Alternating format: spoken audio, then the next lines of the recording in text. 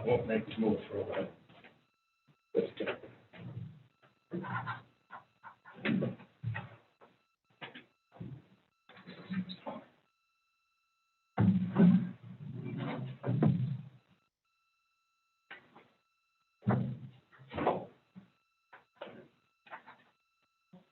Wait a sec, Wanda.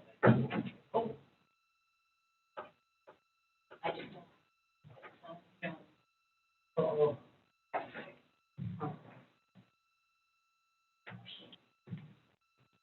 Ooh.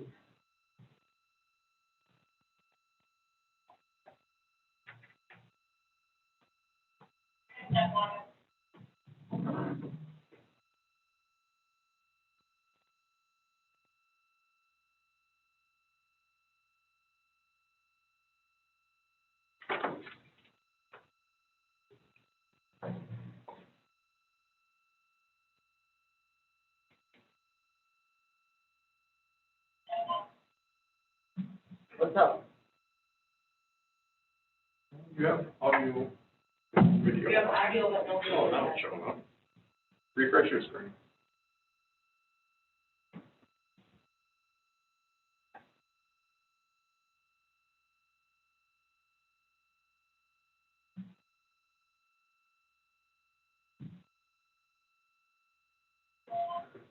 Okay.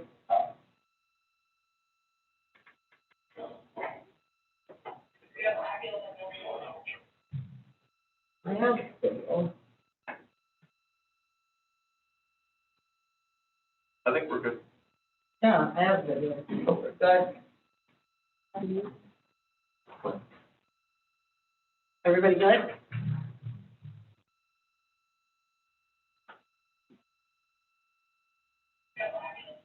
That's unmuted. Okay, that's good. So Right. you're ready. Why does it show mute?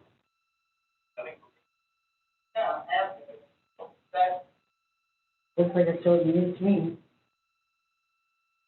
Everybody good?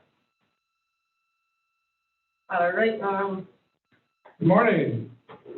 Call the Land Use and Information Committee meeting for February 2nd, 2021. Call to order. Notice has been posted in accordance with Wisconsin Statute 19.84, open meeting law. At this time, we'll take general public comments, 3-minute time limit. We'll start off with Patrick Hansen. Are you on? I am. Can you hear me okay? Go ahead. Okay. Thank you, Chairman. Thank you, members of the board. Thank you for your time and your service today. I just want to speak briefly in support of the public moratorium on campgrounds, expansion, and new. And I want to encourage you all to think about a time frame for that is maybe a little bit more than what you considered or were batting around at your last meeting. If we think about a practical timeline of what it would take to actually get some work done during a moratorium, just concretely, if you were to pass a moratorium out of this committee today, which still has to go to the full county, and then if the county were to vote on that and support it on February 18th, which is as fast as that could happen, the next meeting of this group would be March 2nd, which would be the moment when you could maybe form a subcommittee, members of this committee working on revisions of Chapter 30 related to that moratorium. And then that subcommittee would meet presumably then sometime in the course of March, would have to research options and do some background work, form recommendations, maybe put some recommendations through legal review. If that's even realistic to be done in a month, which is aggressive, but let's say you work hard at it, that would mean recommendations would come back to the Land Use Committee on April 6th at the April meeting with an opportunity for some feedback. And maybe at that point you're not quite done. But let's say, again, best case scenario, everyone's in agreement that those recommendations should be adopted and that there's no more work to do. That then probably would be put on an agenda for a vote in terms of changes to Chapter 30 and whatnot on May 4th. And then that still has to go to the full supervisors for a vote and adoption, which would then be no earlier than May 20th. And again, the full supervisor board may want to look at it and then agenda it for the following month in June. So you can quickly see how a 3-month timeline from basically March until May is pretty aggressive. So I want to encourage you all to think about a moratorium that's on the order of 6 months. I think that would give you the time that you need to do the work in parallel and do meaningful work in a subcommittee. In that subcommittee, I want to encourage you to include members of the public. You've got folks who will be giving public comment today and that you know well at this point. You've got folks from the town of Oakland, Don Hamilton, Dan and Andrea Murphy, and Steve Pearson, who's also, you could consider him from Danbury. So you've got folks there. You've got Joy Dressel from Danbury. You've got Brad Kotzer from Sand Lake, Viola Lake, myself and Carol Downhour from Wood River and Bigwood Lake. So those are all folks who've been heavily invested in this process up to this point, have been very thoughtful in how we approach campgrounds, campground expansion, and application of existing ordinance. And those are folks that could bring some real knowledge to this committee's work if you were to include them in that subcommittee. So again, thank you for your time today. Thank you for considering a moratorium. Thank you, Patrick. Next, we have Don Hamilton. Are you on, Don? Good morning, Mr. Chair. Can you hear me? Go ahead. Good morning. Again, thank you. And based on the committee conversations in January, I applaud the committee for recognizing now is the time to open, update, and improve Chapter 30. I've only got time to talk about a couple of areas. The first area I would like to suggest the committee consider removing from Chapter 30, Article 2, Section 30-83, conditional permits, to remove Item 1, manufactured home parks and campgrounds as a conditional use. I say that because over the past 2 years, only one land use has consistently driven hundreds and hundreds of taxpayers to voice their opposition to a conditional use they believe will adversely impact them. Removing it, I think, is necessary because time and technology have completely changed campgrounds. From temporary overnight stay in a sleeping bag inside a tent or a small pop-up camper into long-term expandable homes on wheels with full kitchens, living rooms, and king-size beds. They all have electric, water, heat, air conditioning, and septic hookups. Today's high-density RV parks create instant communities of 400 to 600 people living, and since COVID-19, they're working from home here for 6 to 8 months a year. All from the comfort of an RV with no obligation to provide any tax revenue to support and sustain our police, fire, EMS, schools, roads, refuse, and recycling. Designed for max density of 15 RVs per 1 acre of vacant land, they forever eliminate the rural character our comprehensive plan tries to protect and preserve. Please consider removing campgrounds as a conditional use. The second area would be in Chapter 30, Article 2, zoning districts. As I read the ordinance, I suggest the zoning districts be standardized to cover the same topics. Right now, the formatting varies between districts, and I think if standardized would provide needed clarity. Specifically, the residential district covers 3 topics, where the ag district covers 8 topics. Ag, in my eyes, has the most detail, and from a formatting standpoint, could be used as a model for all the other districts. At a minimum, 2 ag topics could be added to the other district, and they are Section 117, conditional uses. This section explains how a CUP application in an ag district rises to the level of being approved. In short, the proposed use must be consistent with the stated purpose and intent of the ag district. This clear and concise language provides a nice roadmap for your decision-making process and could easily be incorporated into the other districts that currently don't have this section. The second section is 119, conditions attached to conditional permits. This section provides a sample list of conditions that may be attached to an ag CUP. Once again, the value of having clearly stated expectations written into the ag CUP process is helpful, and if included in other districts would really make your job easier. So in closing, I'm willing to volunteer in any way to help improve our land use ordinances, and I hope you will consider and allow some of us to participate in these very important revisions and updates and discussions. Thank you. Next, we have Carol Downhour. Carol, are you on? She's not on. Next, we have Joy Dressel. Are you on, Joy? Good morning. I would like to comment on the requested moratorium for all campground CUP applications.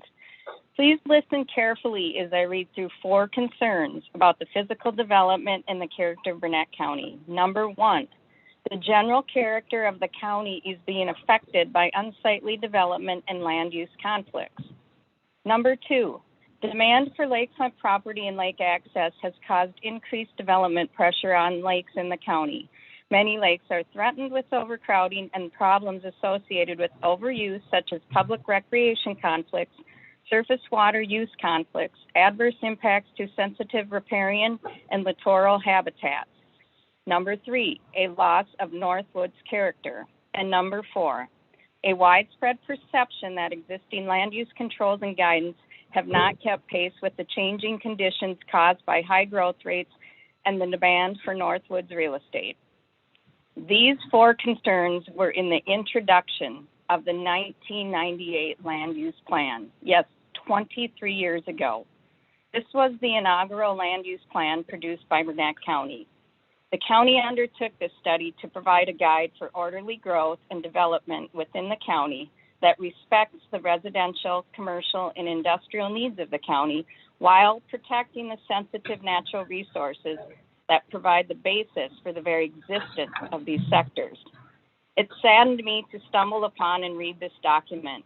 We are right where we were 23 years ago.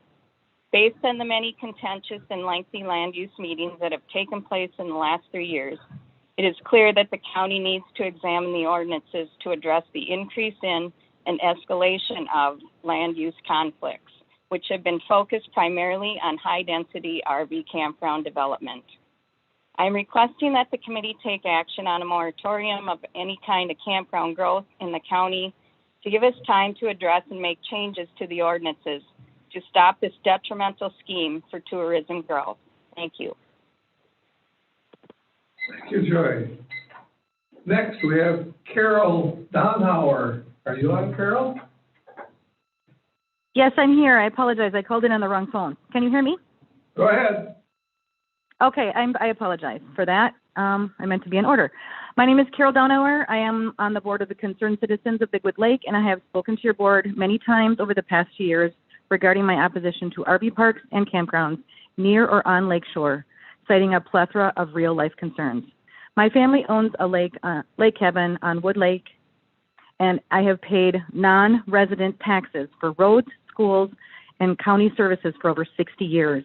I would like to speak to you about the fairness of property taxes and where the dollars come from today. For the past 60 years, my family has came to Wisconsin on weekends in the summer, so less than 60 days a year, and have paid non-resident taxes to support schools, which my children did not attend, roads on which we barely drove on, and police, fire, and emergency services that we thankfully had not had to use. Will Burnett County be able to sustain the quality of emergency services without adequate tax dollars in the future? 10 years ago, we rebuilt our cabin in an effort to stay up here longer and potentially retire here.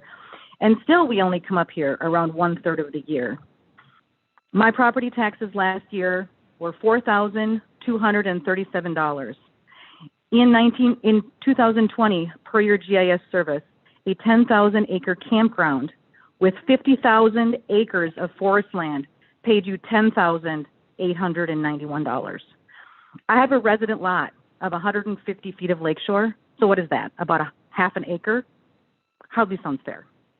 Imagine if even 100 of the residents, the seasonal residents of these campgrounds, just like me, paid as much as I do. That would be over $423,000 of tax revenue to pay for additional services that would be needed. Do we really realistically think that a campground owner paying $50 per site would even come close? I am in full support of a moratorium so that a full assessment can be done of what rental RVs and campgrounds could do to all aspects of the county. I want to thank you for your time. Thank you. Next, we have Mark Krause. Are you on, Mark? Yes, sir. Next, we have Steve Pearson. Are you on, Steve? I am, Norm. Can you hear me okay? Go ahead. Don't start the timer yet. I just want to make sure you can hear me because I'm on speaker. Yeah, I can hear you fine. Excellent. Okay. First, let me say I'm grateful to the thoughtful approach that you've taken to campground development in recent CUP hearings. I fully support the idea of a moratorium on campground development to allow time to review appropriate siting and scope for these kinds of operations. It's clear looking at established campgrounds in the county, especially those on lakes and rivers, that they more closely resemble subdivisions with their many permanent structures than they do camp in the traditional sense. Some of the residences in these developments are being occupied for more than 8 months of the year and look more like cabins or cottages than portable camping vehicles.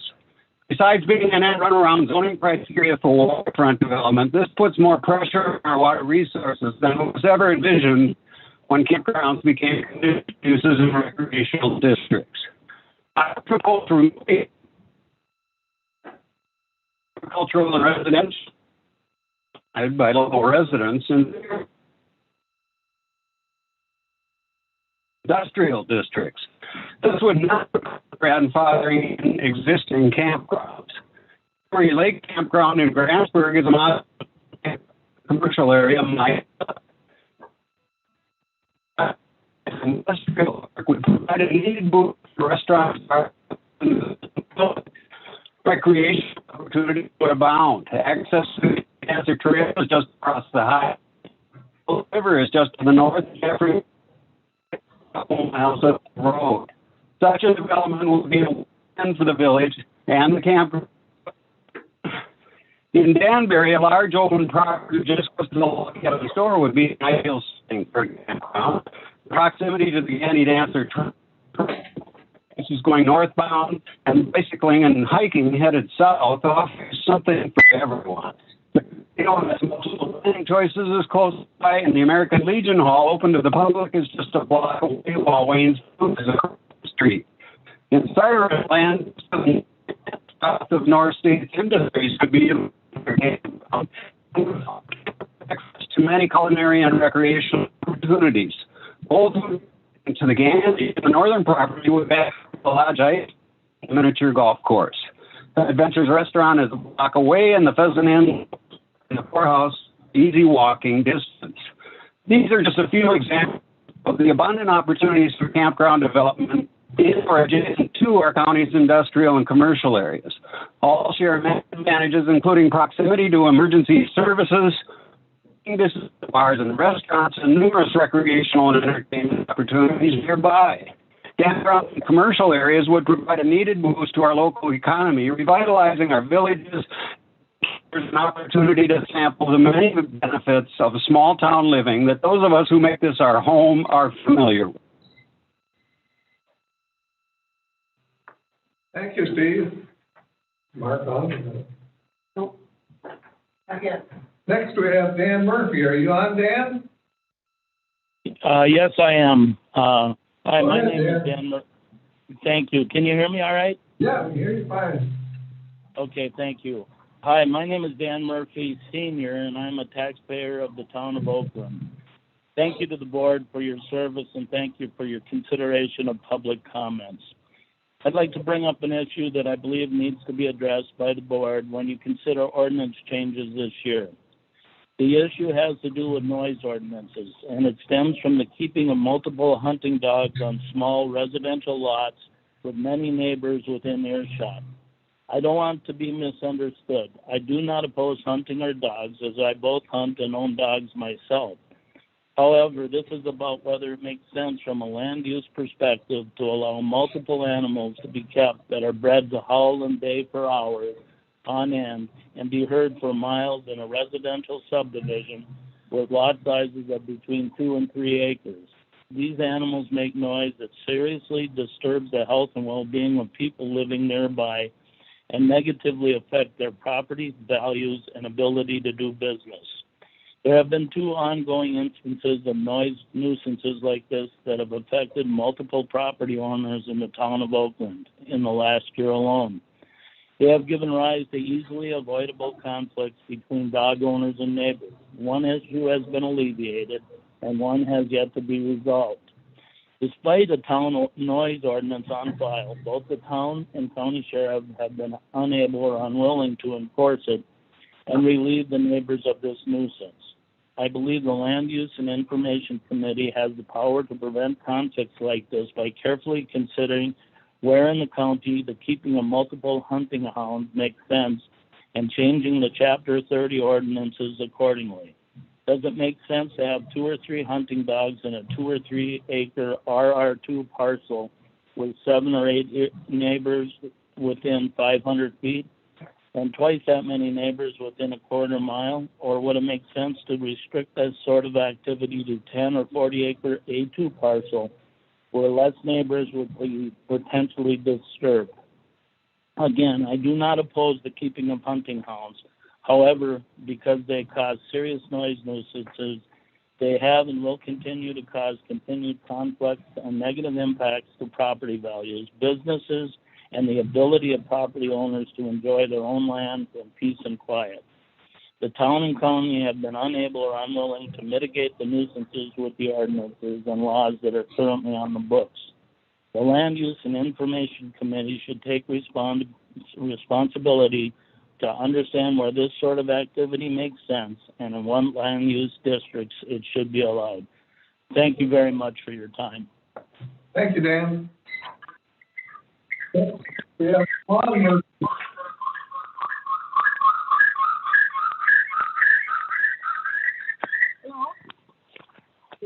Lon, are you on? Yes. Go ahead. Can you hear me? Go ahead. What's your name? Levon. Levon, do you have 2 devices going on at the same time? Yep. Okay, do you have to turn one device off in order to hear you well here? Go ahead whenever you're ready. Oh, maybe she'll call right back. You want to go on to, oh, okay, well, hang on one sec in case she calls back. Krause, call it again. Nope.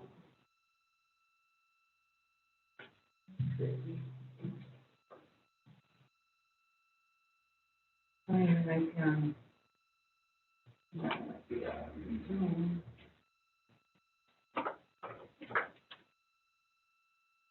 Response number.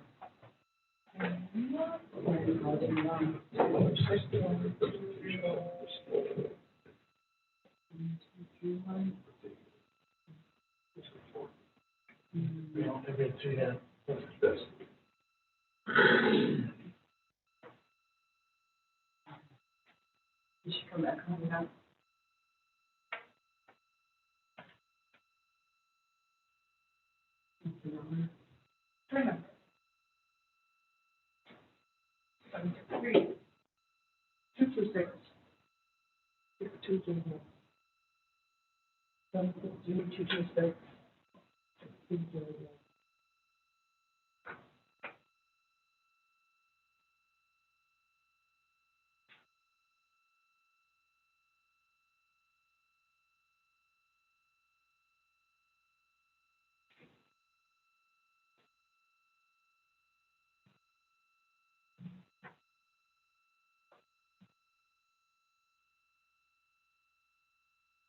Hello, Levon. Are you going to be calling back in to talk? Okay, this is my cell, so I need you to call back in on the number, on the conference number. 715-318-6181. And then you have to punch in 82151. Okay, you have to call immediately, otherwise we need to move on. Well, wait a minute, okay.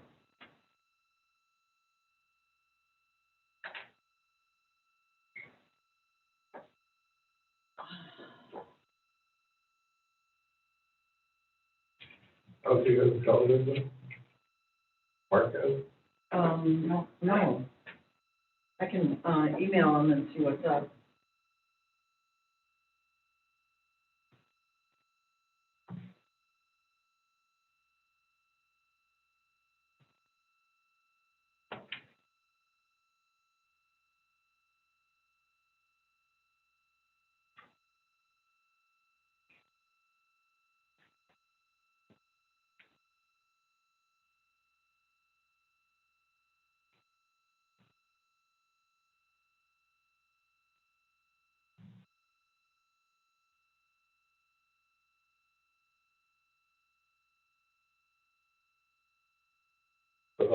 Sounds like it.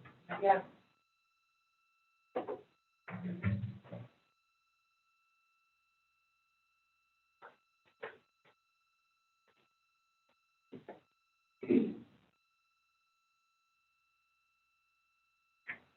There she is.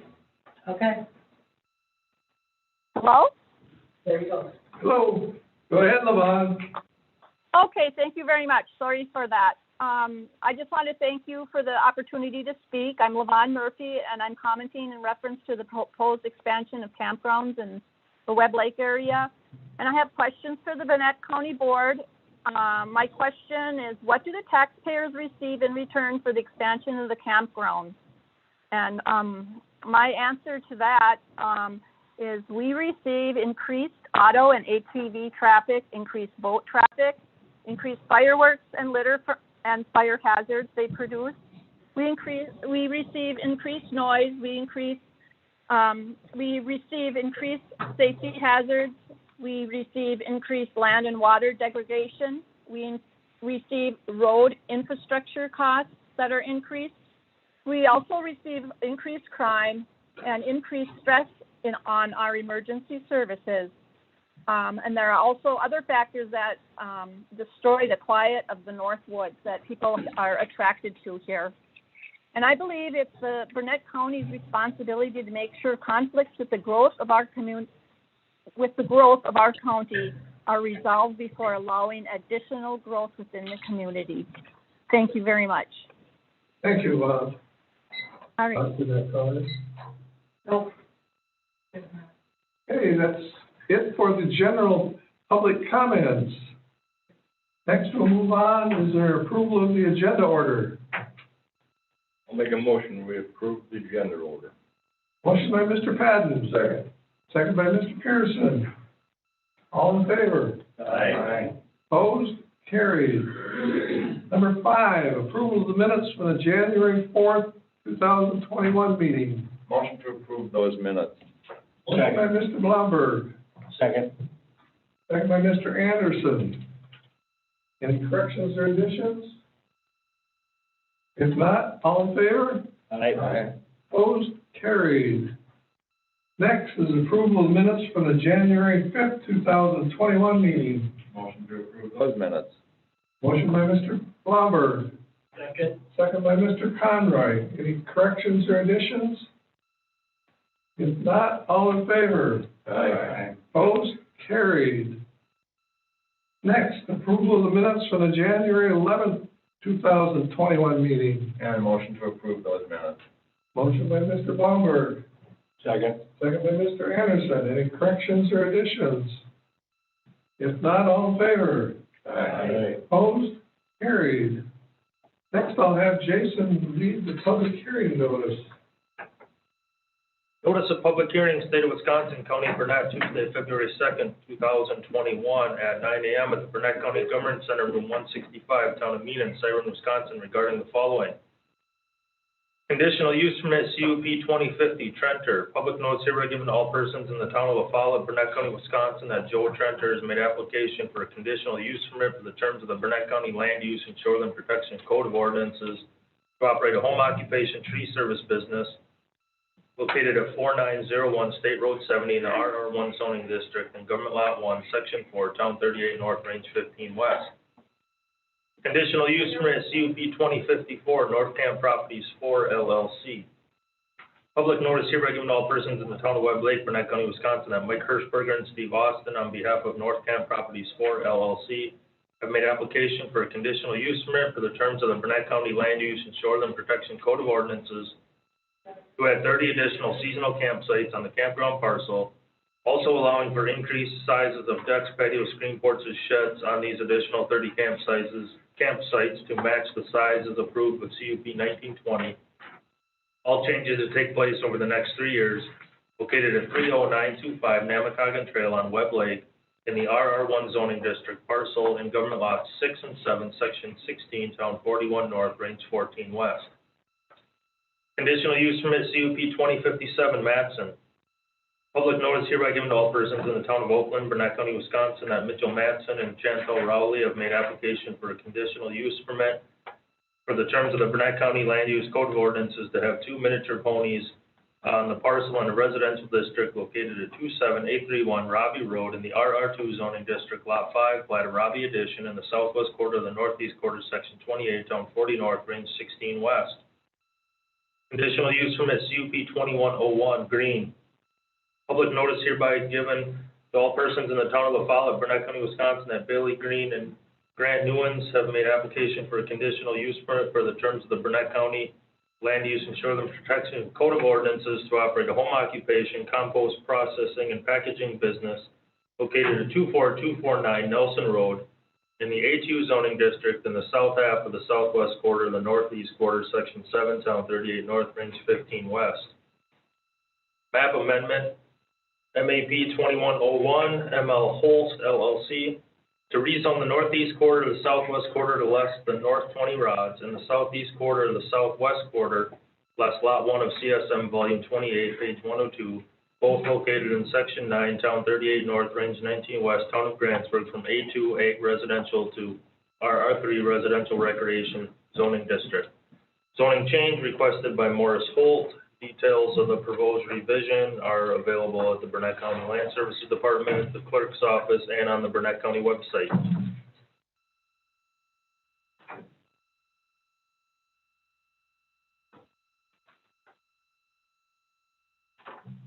Mr. Trenter, comment?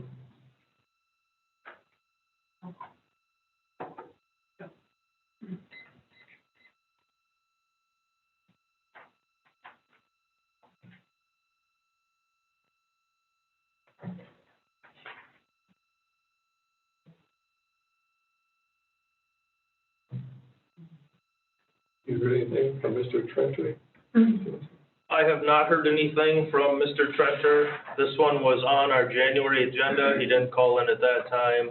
We again sent him another letter, re-noticed it, said to call in this time, and apparently he hasn't called in. So there's a couple different ways we could handle it. We could postpone it again for another month, or we could try to go through it, but I think last time you guys mentioned you wanted to hear from him because he has some violations going on out there, or you could deny the request. Supervisor Conroy, I would probably lean towards postponing it one more time, and if he doesn't then respond, dismissing it would be my suggestion.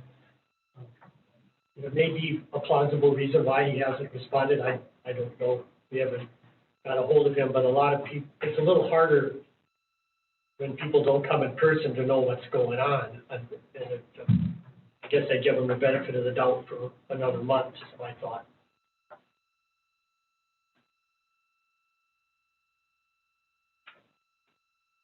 Any other comments from the committee members?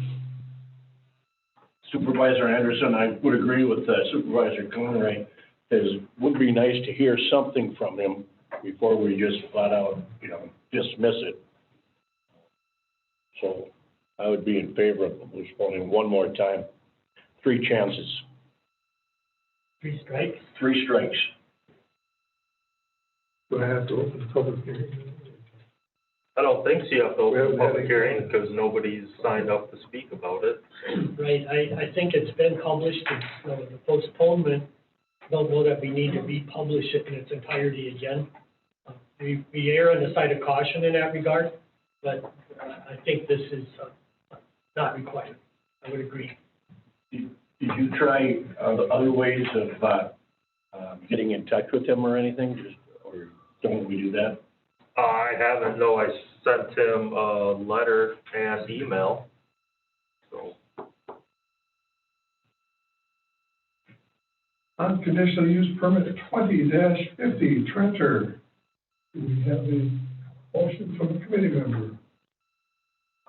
Supervisor Conroy, I'll make the motion that I discussed making, which would be to postpone it for one more month and notify Mr. Trenter that if he fails to respond for next month's meeting, our intention would be to dismiss this request, and he would have to reapply. Thank you. Is there a second? I'll second. Second by Mr. Pearson. I guess I'll go through these. Roll call, everyone. This is to postpone it till March meeting. And if we do not hear from him, we will dismiss it. Mr. Pearson? Yes. Mr. Patton? Yes. Mr. Blumberg? Yeah. Mr. Anderson? Yes. Mr. Oz absent. Mr. Conroy? Yes. Mr. Whitford? Yes. Permit CUP 20-50 Trenter has been postponed until March meeting. Next, we'll go on to conditional use permit 20-54 North Camp Properties LLC. Expand the campground by 30 sites. Is Michael Hirschberger on the line? Hi, you've got Steve Austin. Okay, go ahead, Steve. Explain what you're. Thank you, guys, for again hearing this. We postponed this last hearing. You asked to see some rules that we believe have been provided, so hopefully you've had a chance to look at that. I will say it's been very unfortunate, the letters that I've seen from the outside, how they've portrayed campers and the allegations that they've made and are not substantiated. And I would encourage the committee, and I'm sure you did, read all the letters from actual campers that have been at different campgrounds and how they feel safe, how they see rules are being followed, and the positive experiences that they're having, such as the retired police officer letter. So there's a heavy, heavy incentive to follow rules more than anybody on the lake. If they screw up, they can lose their site instantly and their deposit or their rent. That's a $3,500 loss. There's a $5,000 expense to move some of these bigger trailers, plus some incidentals. I mean, it's a $10,000 fine. I think the people have been great for the area. They've been great neighbors. You know, we're asking for 30 additional sites on a state regulations would allow us for multiples of that, up to 500, and that's not what we're asking. So I think when they bring up these different, things that they say that violations, I think they've been minor ones. I would hope, I don't know, you could ask the guy sitting next to you, Jason, if we're easy to work with in fixing stuff. I think we are. I hope we are, and if we're not, we'll fix that. But that being said, I appreciate this chance for this hearing on these 30 sites. This is Mark Krause speaking also.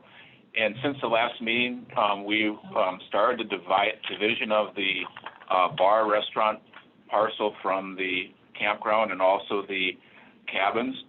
And I don't know if Jason had the opportunity to get that map to you or not. We were at the town of Webb Lake for their approval last night.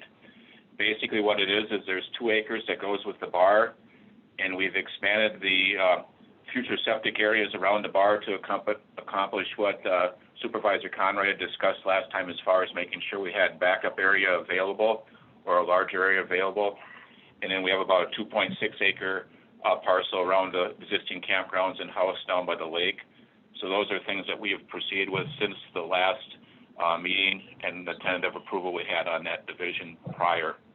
If there's any other questions as far as the layouts of the campground or anything that we had in the preliminary proposal, feel free to ask any questions that you may have.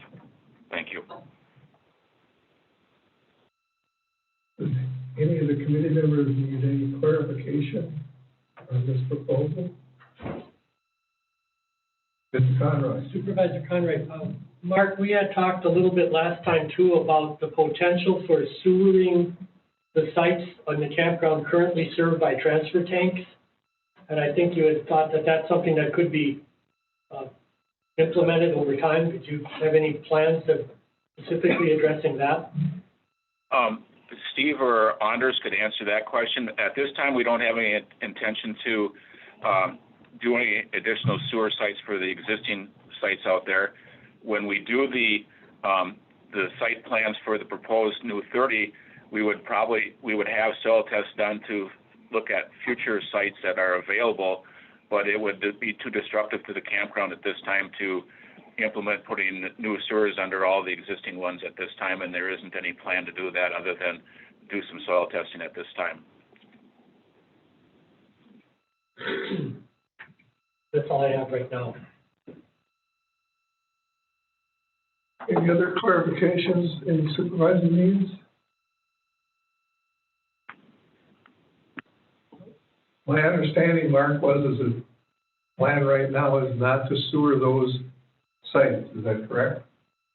That is correct. They were approved with the CUP previously and approved a couple of years ago, and the campground was bought under the assumption that they're all in working order and there is not any issues with them at this time, and it would be a great deal of expense to put that in at this time and be disruptive to the existing campers.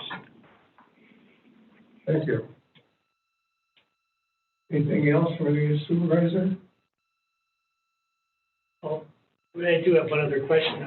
I'm posing this one more to Jason. We had noted that the campers on the south bit of land that were non-conforming as to setback to the lake and to the wetlands. Do we, looking at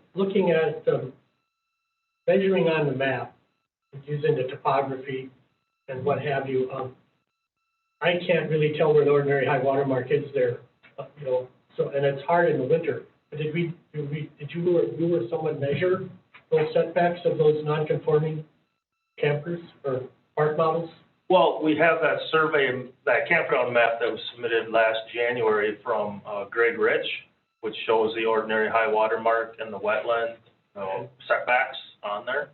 So I could always, it's in your packet, or I could pull it up on the screen when we get to that point too, if you want. But my question is, those are non-conforming to the 75-foot setback from the lake itself? Correct. And the other question might be posed is that a adjacent wetland, or is it in fact lake bed all the way around it? Well, yeah, I mean, if they already don't meet the wetland setback, if it's ordinary high water mark back in that wetland, then it makes it worse. What I'm getting at, it is a flowage lake.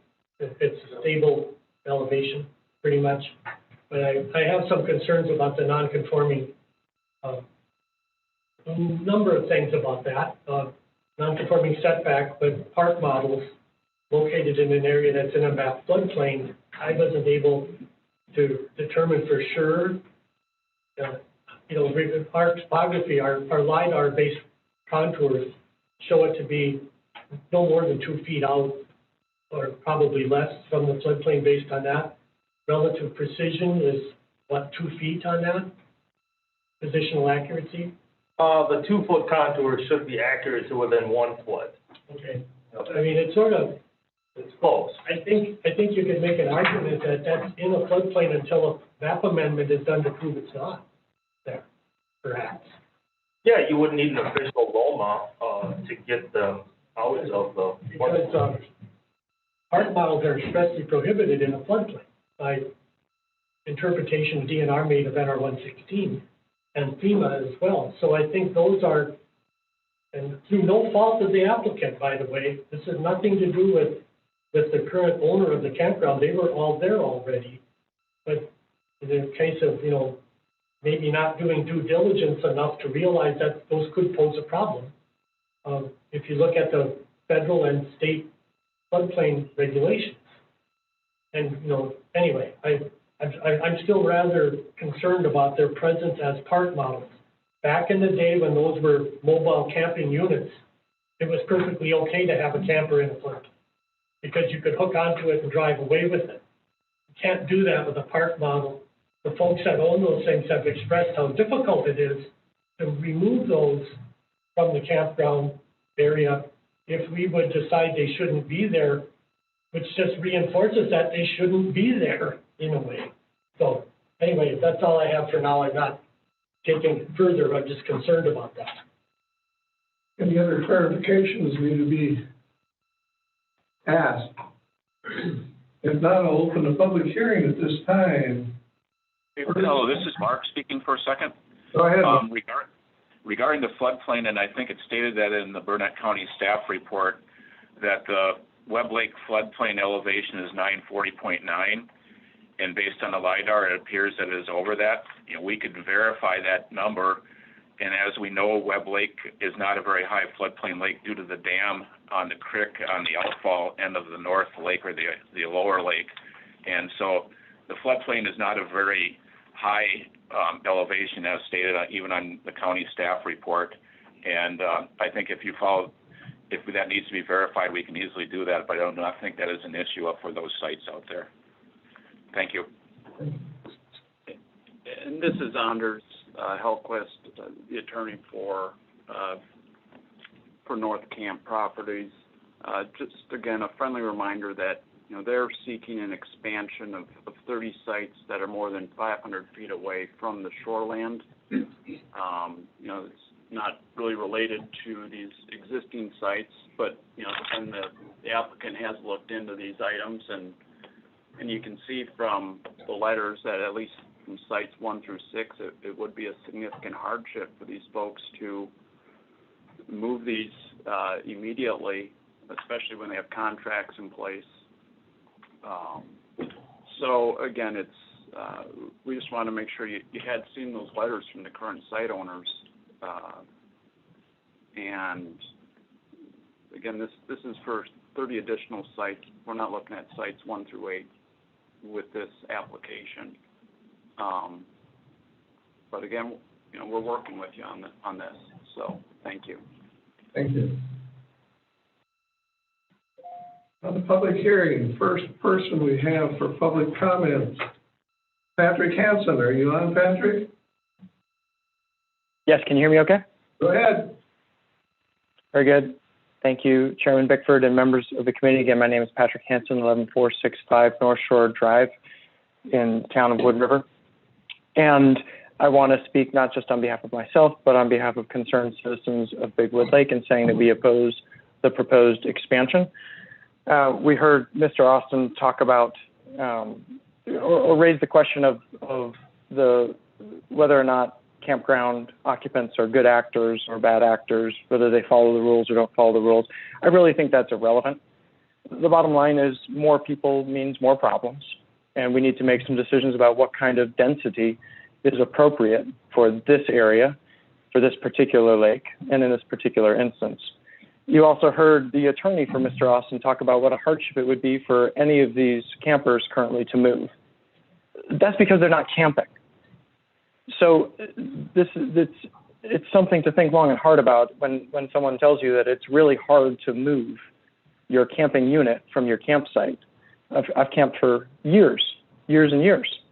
And I come in on a weekend and I go afterwards. I stay for a week and I can easily pull up and leave. So these are essentially residences. These are not campsites. We're talking about a subdivision and high density development.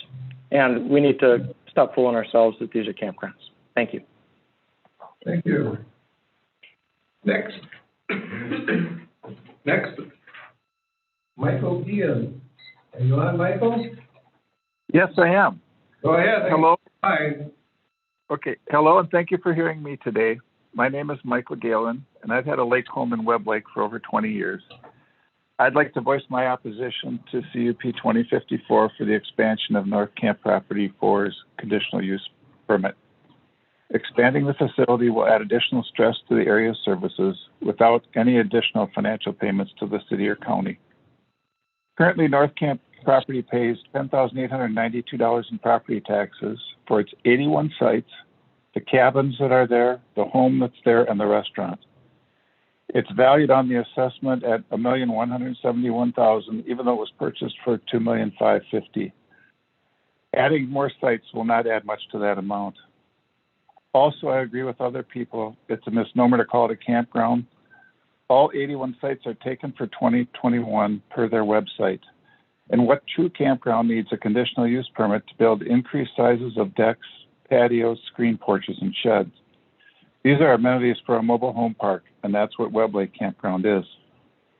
It doesn't seem right that I pay $2,800 a year for a single dwelling with 100 feet of lake shore, and they only pay a fraction of that amount for each of their sites on a lake. Just valuing their 1,150 feet of lakeshore at the same land value as mine would value the lakeshore land alone at $1,767,000. I see no benefit to adding more sites to the so-called campground in Webb Lake. We already have enough of these sites in Webb Lake with the Oak Ridge and Webb Lake campgrounds. Thank you for hearing me. Thank you, Michael. Next, we have Kathleen Whitcomb. Are you on, Kathleen? I'm here, and good morning. Good morning. And all right, let me begin. I just want to make 4 comments. Overuse, risk, little or no tax benefit, and Webb Lake itself is a watershed for a national scenic waterway. Again, I'm going to reiterate what other people have said. These are not campgrounds that we are talking about. They are permanent residences. Steve Austin himself at the January meeting emphasized that these homes in the campgrounds are not easy to move. Can a home or cabin owner on Webb Lake add a trailer or a manufactured home to their property? No. Do those same homeowners pay property taxes? Yes. And some of those taxes go to pay for the town dump personnel salaries. Do the math. 246 sites. There's a possibility of 985 people. Think of the risk or the unintended consequences of overuse. Questionable sewage disposal. More trash will be generated. The impact of additional runoff, pollution, contamination. Webb Lake is a watershed for a national scenic waterway. When future environmental problems occur, the state and the feds will see that Webb Lake will look pretty unusual because of the overcrowding and the overuse. The current 216 sites are too many. This is already overuse. We're talking added risk with no tax benefit. I thank you very sincerely, the Land Use Committee. Thank you, Kathleen. Next, Bud Mixon. You on, Bud? Yes, I'm here. Can you hear me okay? Fine. Yes, my name is Bud Mixon, and I'm a property owner on Webb Lake. I'm speaking today to express my opposition to 2054, which would add 30 campsites. Today, Burnett County has 26 campgrounds. 5 years ago, there were 1,100 campsites. Today, we have 1,800 campsites, an increase of 60%. Here's a comparison of the number of campsites at 3 similar-sized lakes compared to Webb Lake.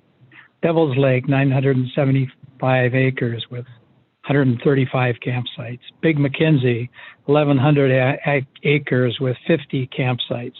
Spirit Lake, 600 acres with 75 campsites. Webb Lake, 750 acres with 216 campsites. If Webb Lake had the same average of campsites per acre of these 3 lakes, Webb Lake would have 75 campsites, not the current 216 campsites.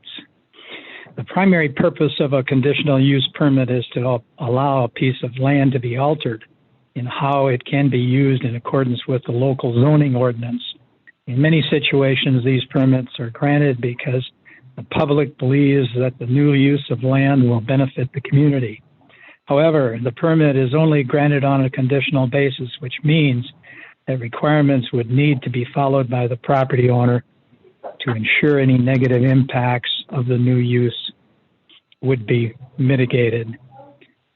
During the last 5 years, the large increase in the number of campsites on Webb Lake has not benefited the Webb Lake community, and the negative impacts have not been mitigated.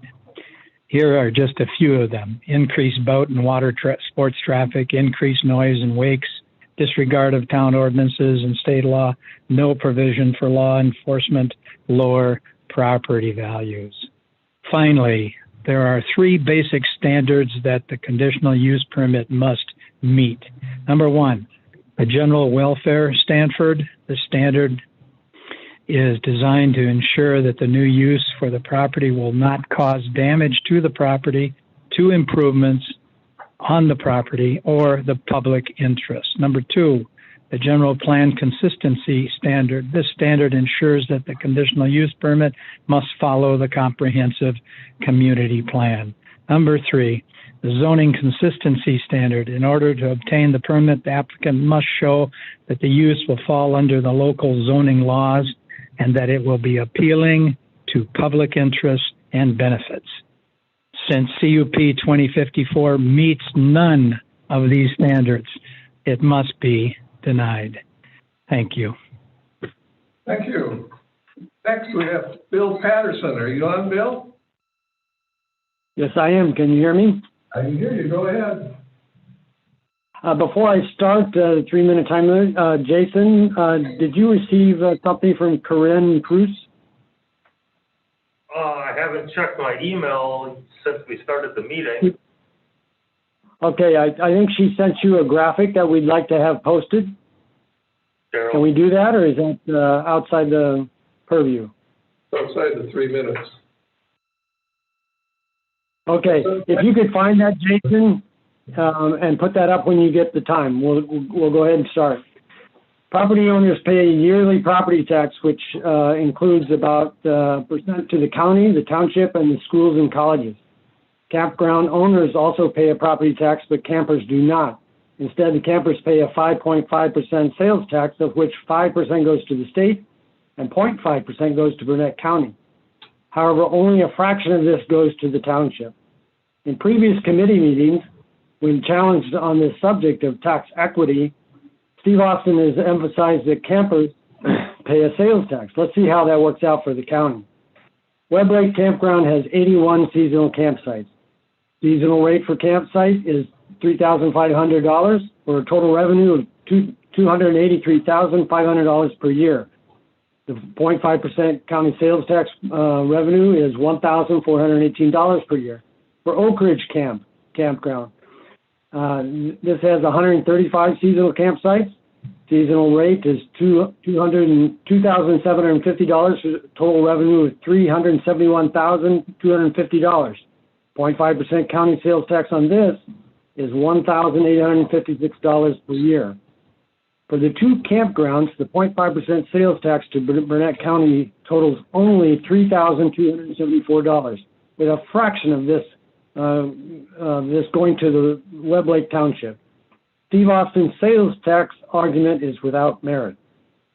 Even taking into consideration the property tax the campground owner contributes to the county and township for both campgrounds, the numbers are meager.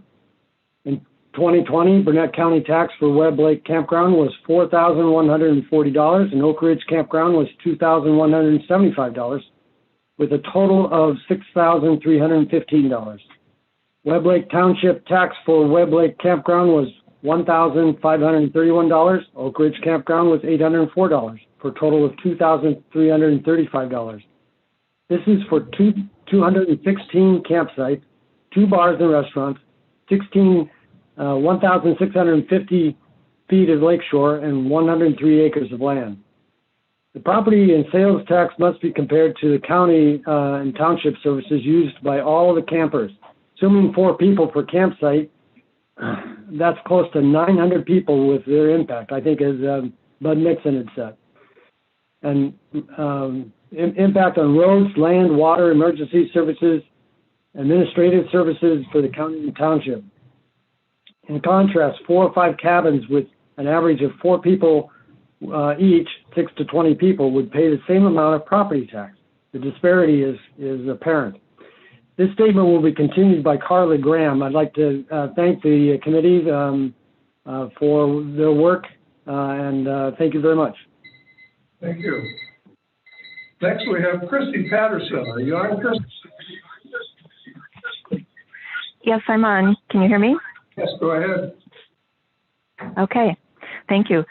Webb Lake campgrounds are described as seasonal. However, current rental contracts are for a year and do not mention the 8 continuous month habitation limit specified in seasonal campground regulations. At least 8 people on Webb Lake identified their campsite as their permanent residence on the most recent voter registration log. Some campers have rented the same site for years, adding landscaping and permanent features. We've heard the justification that campsites replace the loss of rental cottages that became private property, but someone renting the same campsite for years doesn't alleviate that. The response seems to be to add more campsites, to the point that campsite renters far outnumber the property owners on Webb Lake who are paying taxes to support the services they also use. Prior CUPs for Webb Lake campgrounds revealed deficiencies that were to be corrected, yet a number remain unresolved. Neither the DATCP nor the Burnett County Land Services Department seem to have the staffing needed for enforcement. It would seem reasonable to require anyone submitting a CUP for campsite expansion to submit proof that all deficiencies, particularly sanitation issues and code violations, have been remedied before allowing the addition of more campsites.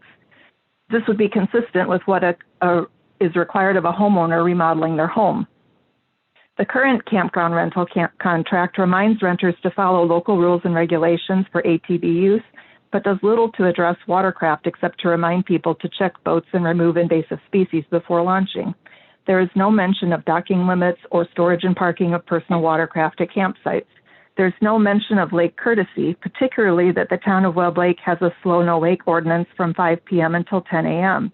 People ignoring this ordinance are impacting those attempting to enjoy the lake for swimming, fishing, kayaking, and paddleboarding, putting their safety at risk. A number of campground-specific rules are outlined. However, there is no on-site management or instruction regarding how to lodge a complaint. There's no local law enforcement in Webb Lake. When the campgrounds were smaller, the impact to lake environment and ambiance was more minimal. However, with over 200 campsites, impact felt from the increase in people, noise, four-wheelers, jet ski use, and boat traffic has been dramatic. Shoreline lot regulations exist to prevent overpopulation and sanitation issues by property owners, but the lack of a comparable density regulation for campsites with shoreline access has negated much of that intended benefit. Section 45-2 of the Shoreline Protection Act states, uncontrolled use of the shorelands and pollution of the navigable waters of Burnett County will adversely affect the public health, safety, convenience, and general welfare and impair the tax base. The Burnett County 2030 Comprehensive Plan, Goal A and C5, also supports this act. We hope that you will deny CUP 2054 and take the time needed to develop ordinances to minimize the impact of campground development and expansion on Burnett County lakes. Thank you very much for the work you're doing. Thank you. Next we have Matt. You on, Matt? Matt Schaefer? I don't know, it says Mike Biker Boy. Yep, that would be me. Okay, go ahead, we can hear you. Good morning, Board. Thank you for the opportunity to speak today. I would like to ask that the Board consider the effects of the additional strain on the resources of the lake that the expansion will have. I have reviewed Mr. Austin's campground rules, and I'm wondering why he hasn't included the no wake ordinance information that's been on the books since the 1950s. I wonder if it would even matter anyways, as we have no local law enforcement since Mr. Austin removed the enforcement years ago. Maybe I could call the DNR. Sorry, there's no public access. Maybe I could call the sheriff. Unfortunately, the last call I placed to the sheriff took over 45 minutes for a response. So who do I call? After the last expansion in 2018, I and others noticed a huge increase in boat traffic on the lake. I drove through both campgrounds and made a tally of how many boats were on the two properties. I counted 91 boats between the two resorts. Since the additional traffic on the lake, there have been an increased number of boats not obeying boating safety. I have done my best to educate others about the no wake ordinance. I spoke to 27 boaters over the last 2 years. Only 4 were lake residents, 2 of which had just purchased their properties on the lake. The rest identified themselves as campers. Of those campers, there were 2 who were clearly intoxicated while operating a vessel. The rest of the campers mostly advised they had no idea about the ordinance. Who should I call for enforcement? With the additional traffic, I've witnessed 2 people ejected from their boats, numerous violations of overloaded boats going to the sandbar, safe distances between boats and shore not obeyed. On any weekend, one could easily see dozens of violations that make the lake not safe to use. So why do I pay more property tax for something I can't safely use? I believe among the examples provided that my next point directly shows the applicant's disregard to the community he is supposed to represent. Steve Austin had a disagreement with Larry Main, who is responsible for launching and retrieving many Webb Lake residents' boats. Last year, Larry Main was barred from using the Oak Ridge launch.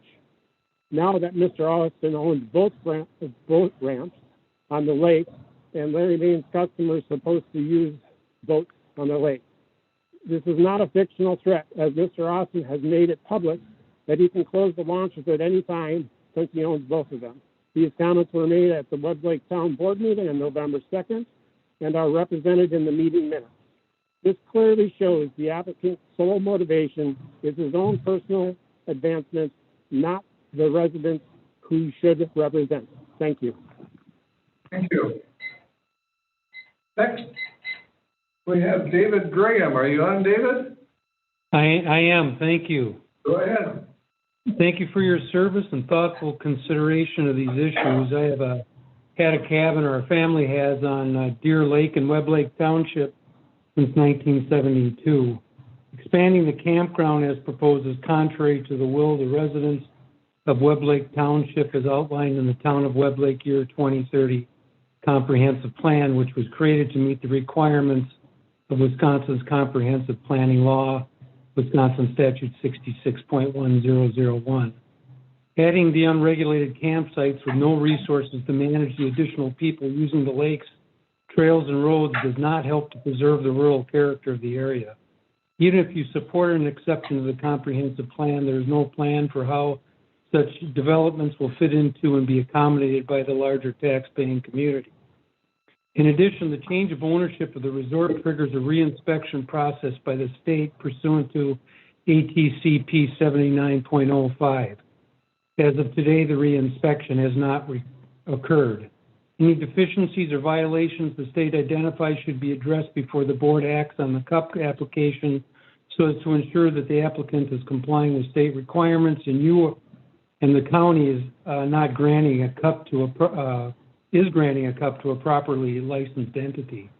Otherwise, the county is left with doing the state's work with few resources to do so. If the campground is properly relicensed, the addition is approved as it must be by the state. The board can then address the CUP application at that point. One example of the issues the state may address is whether the resort requires a mobile home or a manufactured home license because of the size and nature of some of the units at the campground. There are also shoreline and sewage treatment issues that have already been identified by the committee members and will be discussed by others. Finally, some of the Oak Ridge campers are claiming their campsite as their permanent residence for purposes of voter registration. That means that they are not paying any taxes on their alleged permanent residence beyond the rental sales tax. This issue should be addressed before approval of more RV campgrounds, as the voter registration process does not seem to allow for such declarations, given that the campgrounds are supposed to be seasonal. I oppose CUP 2054 for the above reasons, and thank you for your time. Thank you, David. Next, we have Carla Graham. Are you on, Carla? I am. Can you hear me okay? You're fine. Go ahead. Okay. Please let me know if I start breaking up, and I'll move around.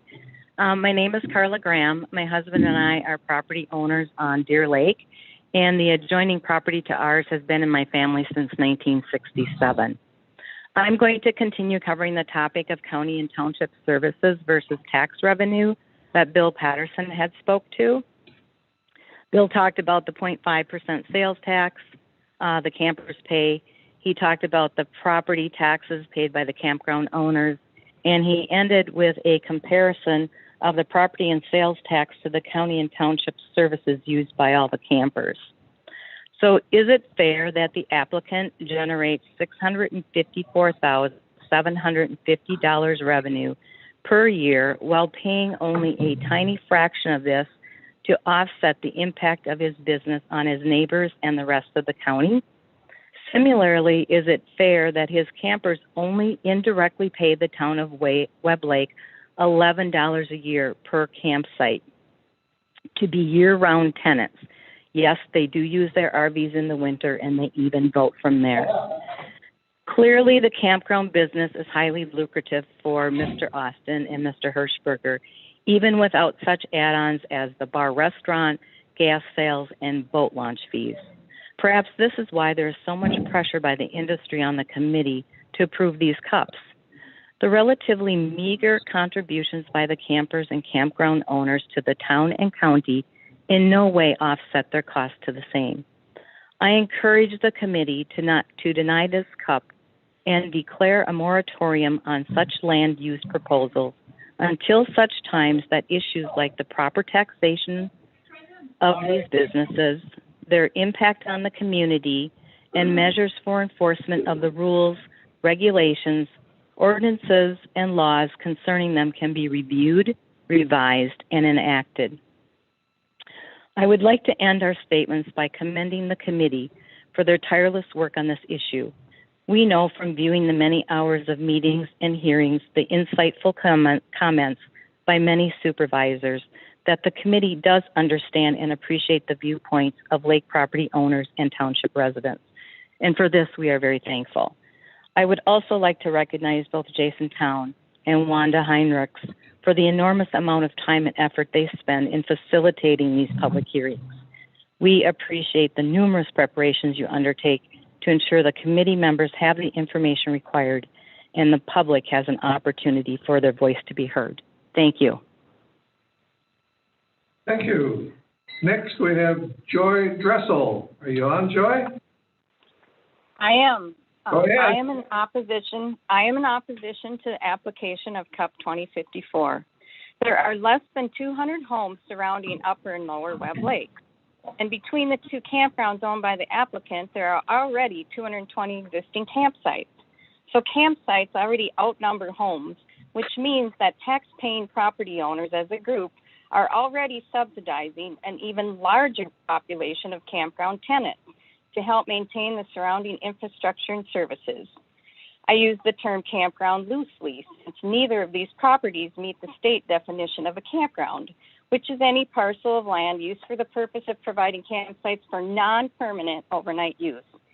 It is pretty clear that these camping units are permanent structures on the property, and they highlight this in their website photos. Both of the applicants' campgrounds have a number of land use violations, many serious in nature. Setbacks to the water and sanitation issues are not minor violations. The applicant has a history of violations dating back to 2015, and not all are resolved.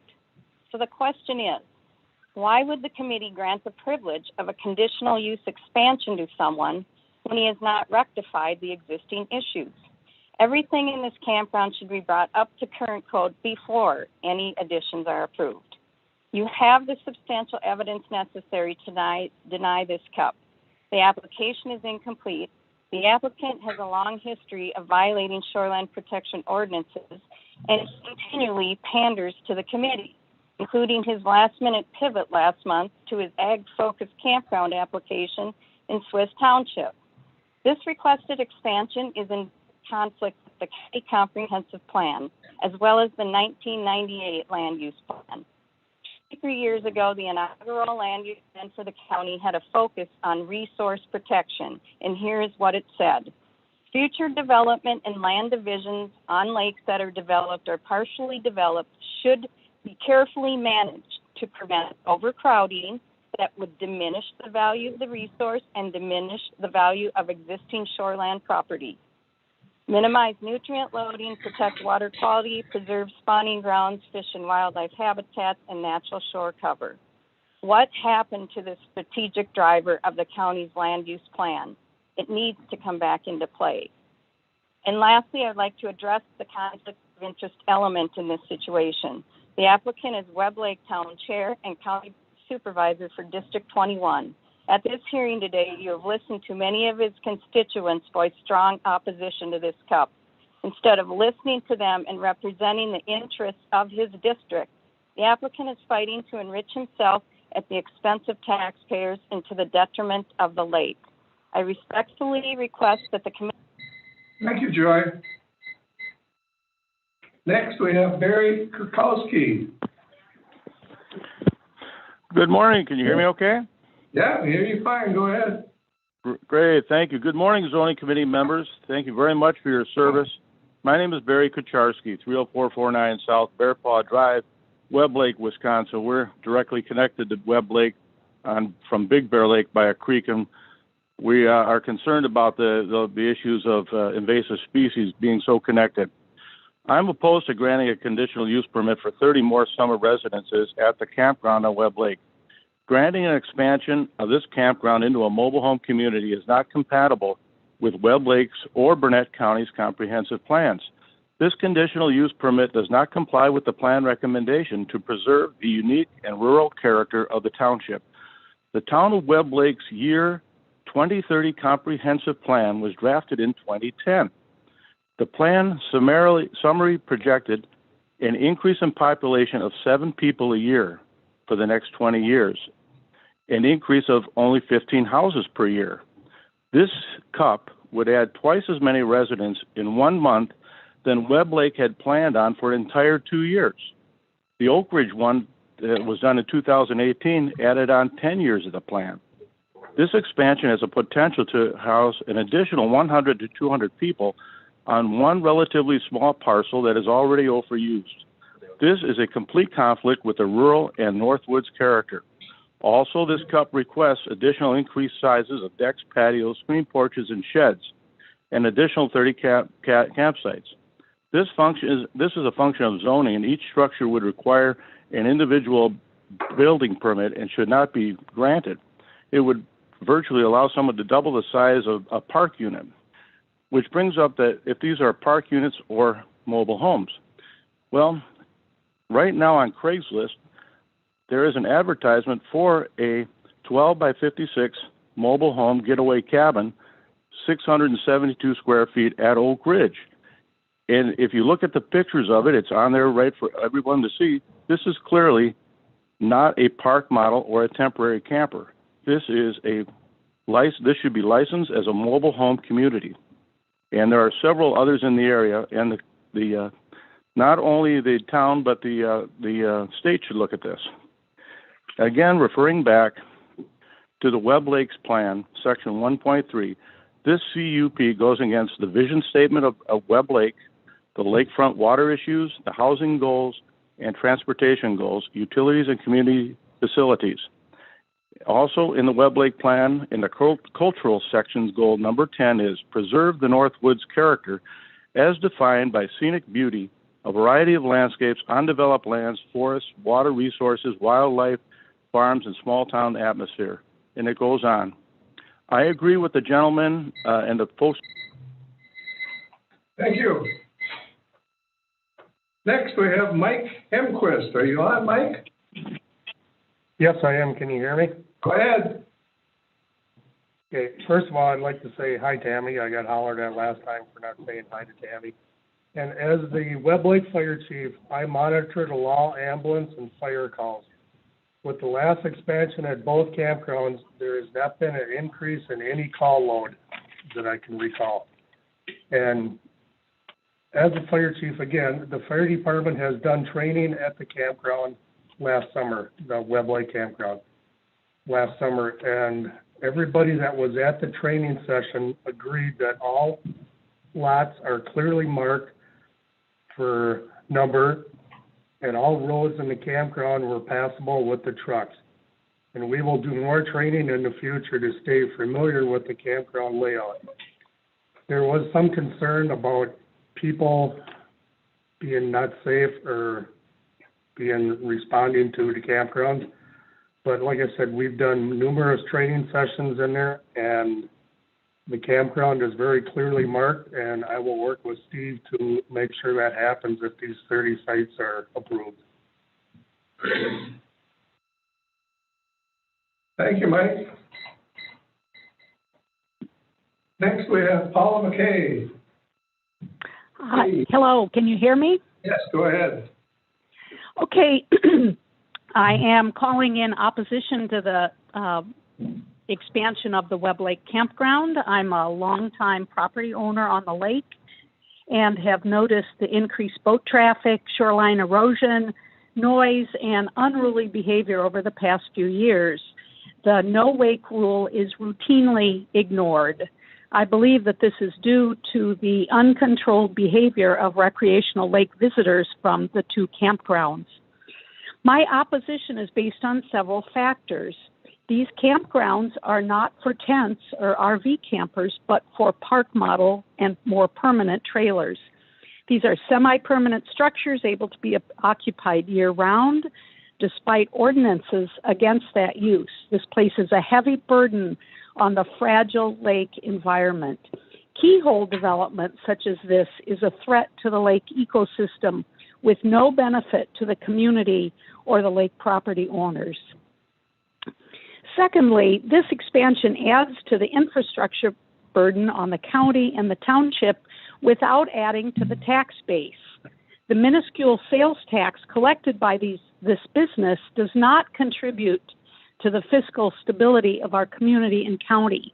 I pay nearly as much property tax on my shoreline property as does the Oak Ridge.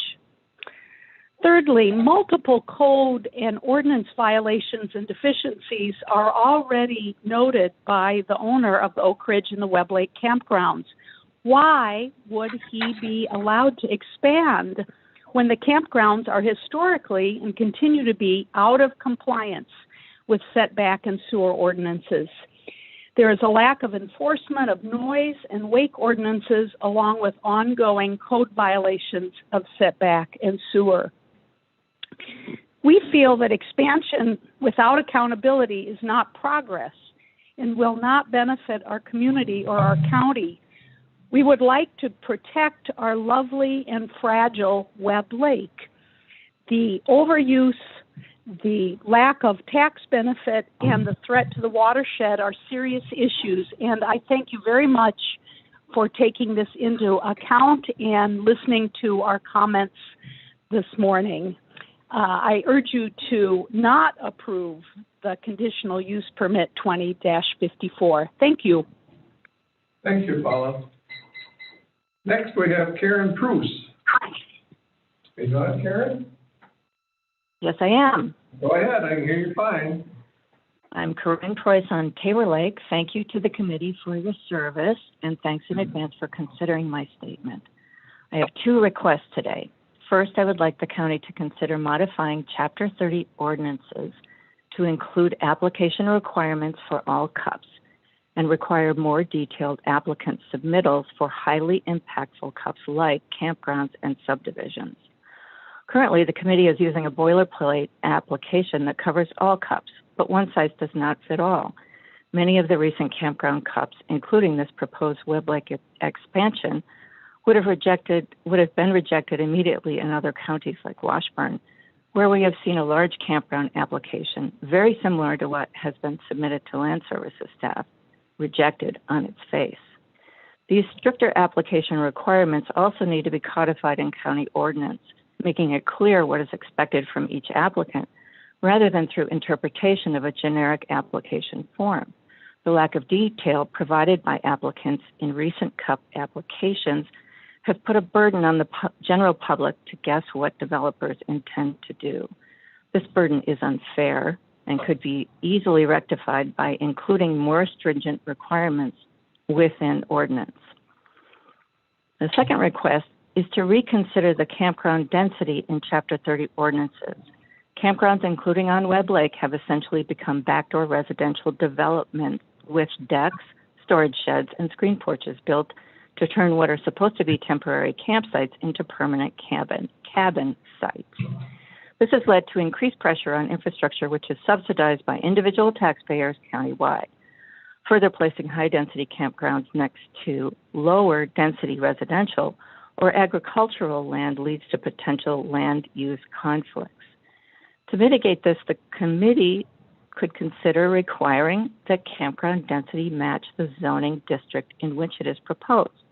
This would ensure compatibility with surrounding land uses and provide some assurance to current property owners that a high-density campground would not spring up next door diminishing their property value and fair use.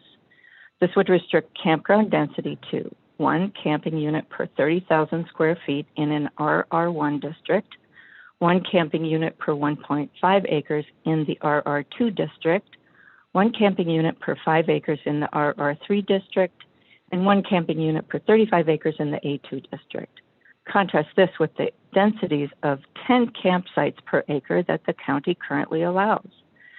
It seems fair that people who wish to live a majority of the year in a decked-out RV and pay no property taxes should at least abide by the same density restrictions that an individual building and living in a home should, especially when the... Thank you. Next, we have Sandra Valentillo. Are you on, Sandra? She's not on. What? She's not on. Not on. Next, we have Lisa Adams. Are you on, Lisa? She's not on. She's not on. Did we have any new ones call in? No. That is all for the public comments on 2054. So at this time, I'll close the public hearing. Have we heard anything from the town, Jason? No, we don't have any correspondence. I don't think we have any correspondence from the town of Webb Lake. Hold on a second, please.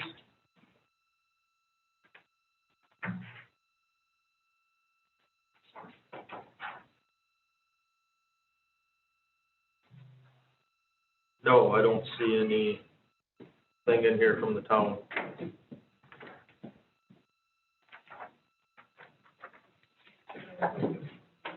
Have no correspondence from the town of Webb Lake. Next, I would like to ask applicants if they have any response to the public comments that we've received. I can first, this is Mark Krause, I can first speak to we did go to the town meeting 2 months ago prior to the original meeting and had reviewed the plans with the township, and they did not have any other comments at that time.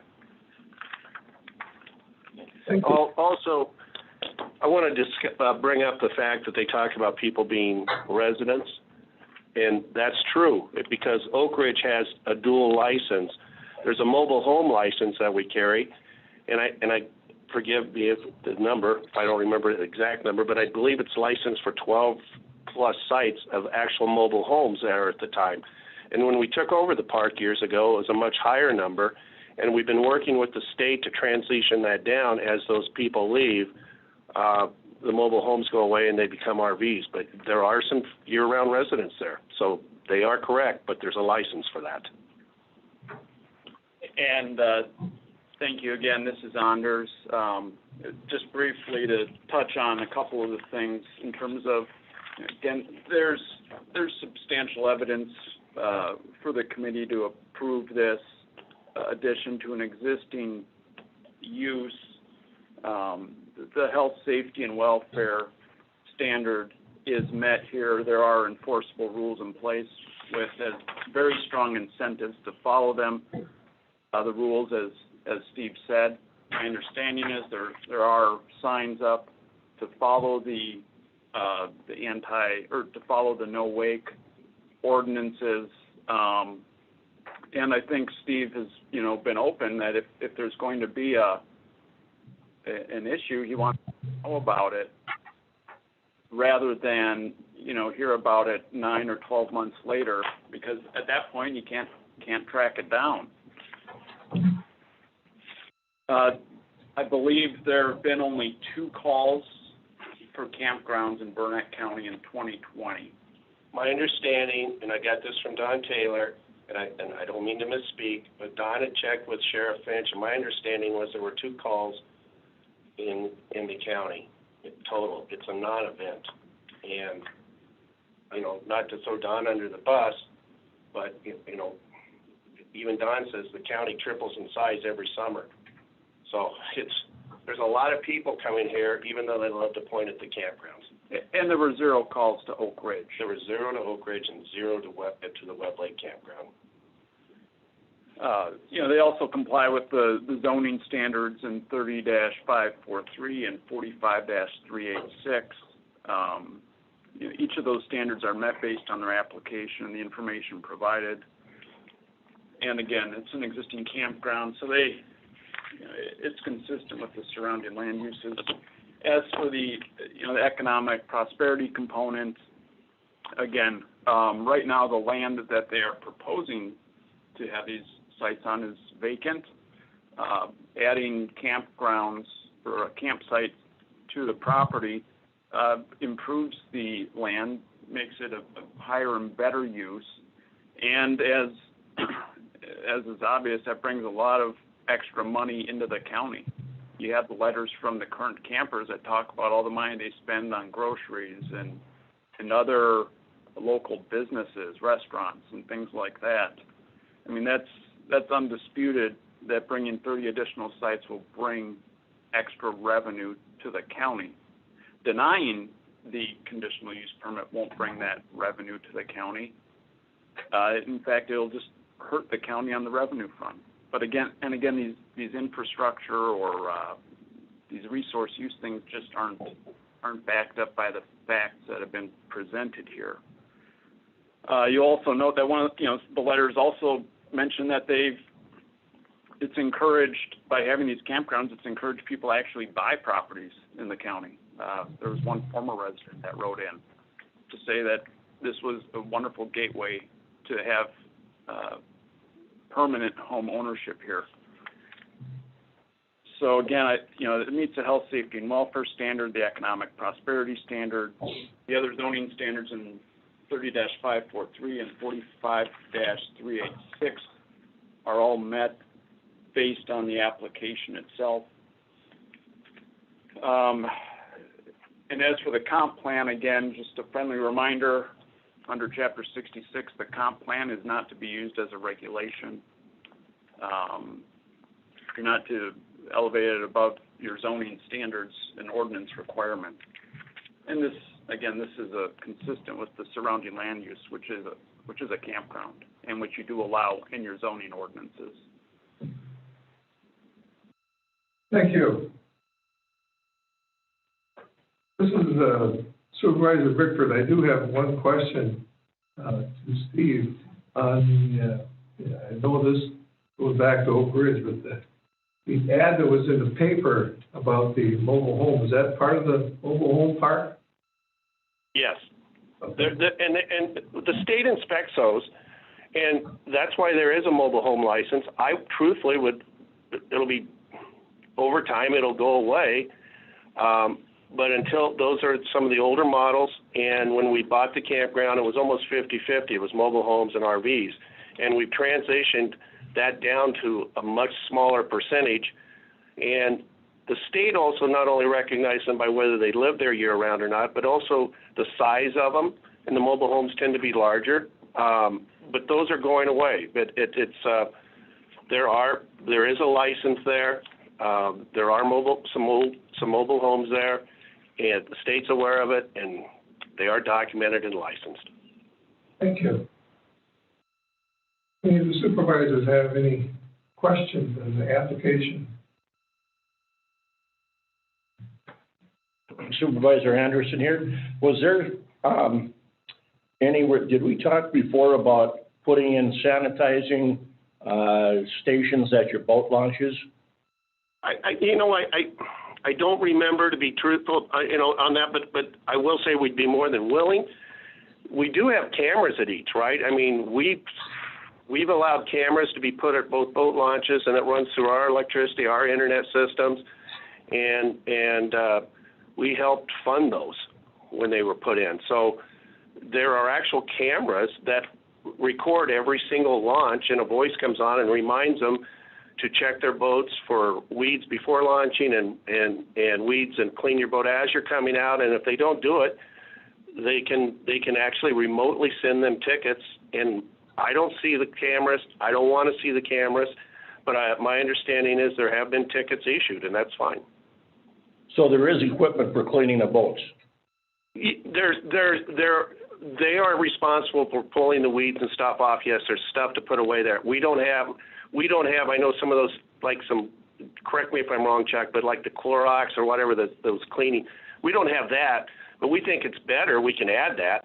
But what we think is better is we have cameras that, that monitors every single launch, and there's a tape of it.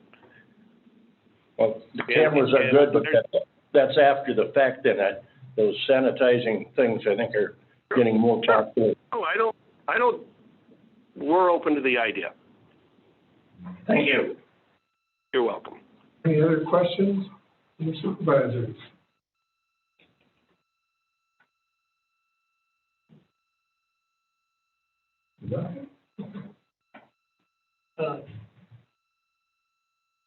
No, Supervisor Conroy, I guess this is as good a time as any, but I wanted to do the curmudgeon lecture that I sometimes do about how we got to where we got on some of these things. Particularly talking about the transfer tanks as the private sewage system allowed in campgrounds. Those originally were approved as a product intended to provide a little more capacity for campers with the 15 or so gallon holding tank that traditional campers had. They were a product approval, not a device that's a treatment device, to be used in a campground that had capacity to accept the waste itself. So what it did was it saved the camper from having to either be towed up to the dump station and emptied, or the bucket of wastewater from the holding tank being trundled up and dumped into the dump station. Subsequently, the state expanded that use to allow the disposal to be off-site, which is what created the issue we have now with large campers and even park models hooked to a 200 or 300 gallon approved product transfer tank. Park models are not self-contained campers. We've heard a lot of discussion about that today. They are still considered to be camping units, though. And my concern is that the use of a park model hooked to a minimalist tank is not a good thing.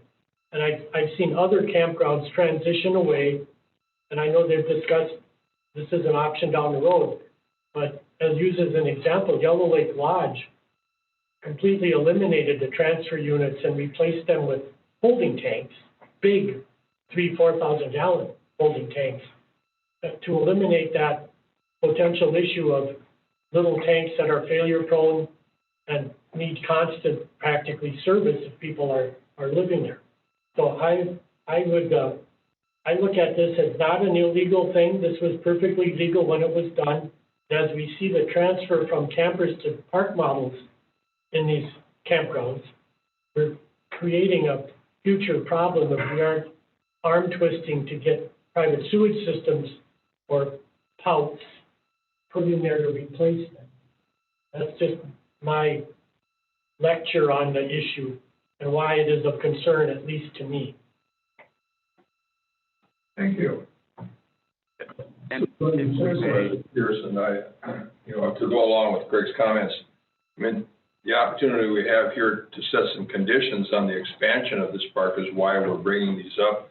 I know Anders had mentioned that it's irrelevant in his mind that the expansion is someplace else within the property, but because they're opening up Pandora's box, we feel within our rights that we can get some of these bad conditions fixed, where if they didn't ask for this expansion, it's likely that we couldn't do anything about it. So to go along with Supervisor Conroy, I think it's a couple of situations that we should seriously consider getting rectified. Hi, this is Steve again. I do want to point out that we are putting in the pout system on the new 30 sites, and we clearly, if we can over time, would add more to the existing ones.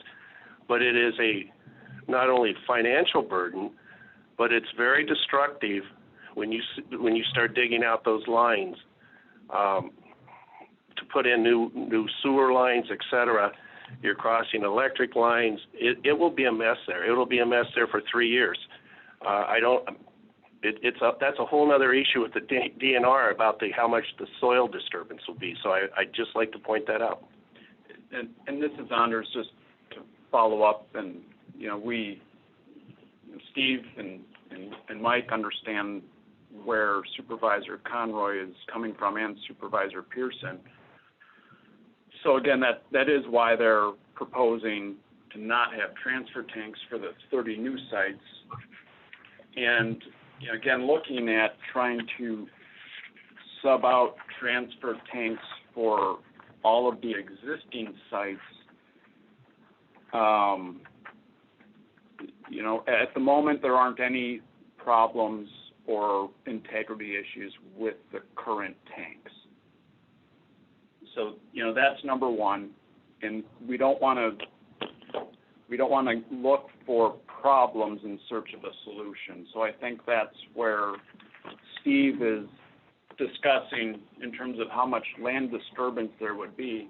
I mean, it's fair to say it would be tens of thousands of ripping and digging and grading at the site in the summer months when campers are there.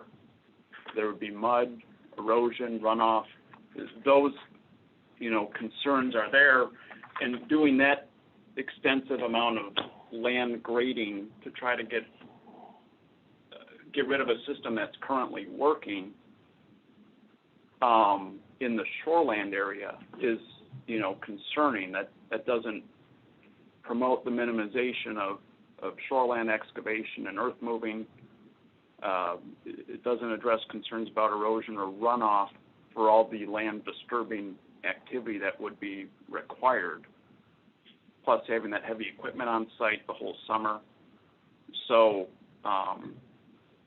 it's one of those where they understand where you're coming from, but then they're also looking at the disturbance that it would cause, plus, it would probably cost a couple $1,000 at least per site. More than that. Or more, Steve's saying more than that, $3,000 per site, I think. If it's a virgin site, or where you're just putting in septic and water to begin with, it's a lot. So it's a significant cost that runs into the hundreds of thousands of dollars for these folks. So that's where Steve is coming from, not as a way to minimize the concern that you have, Supervisors Pearson or Conroy, but we just want the committee to know that those are issues too. Thank you. This is Supervisor Bickford. I got a couple questions for Steve. We have about the state regulation on the 8th month. How is this regulated in camp? It's pretty easy. The water gets shut off. We don't have a right legally, my understanding from being in front of the judges before, to touch their property, to not allow them to use their property. So if they come and use their property in the winter, they can check on their stuff, or they forgot, or they even stay a night. It's pretty minimal because the water's shut off. It's not a very great experience if you don't have water. And these RVs and campers really aren't set up for Wisconsin winters. So the cost of even heating them for the night, it's hard to get them to 55 degrees. And we don't plow out specific sites during the winter. We do plow the roads for fire safety, so our fire department or emergency vehicles, if they had to get somewhere in the park, they could. But we do no plowing at all or cleaning of individual driveways. Thank you. Another question I have, says that they don't pay any taxes. What about these sheds, Steve? Are these taxable?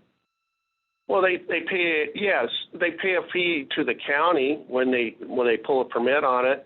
So there is that.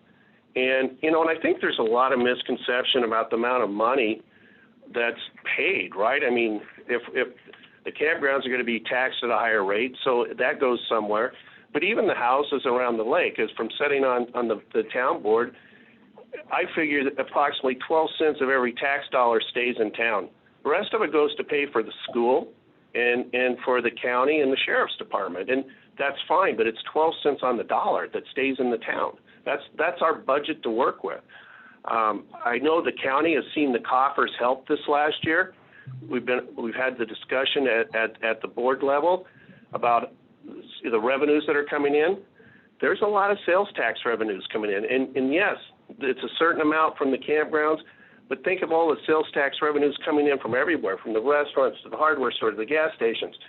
They're bringing a lot of money into the community and into the county, and it's unfortunate how the campers have been portrayed. I feel terrible for them.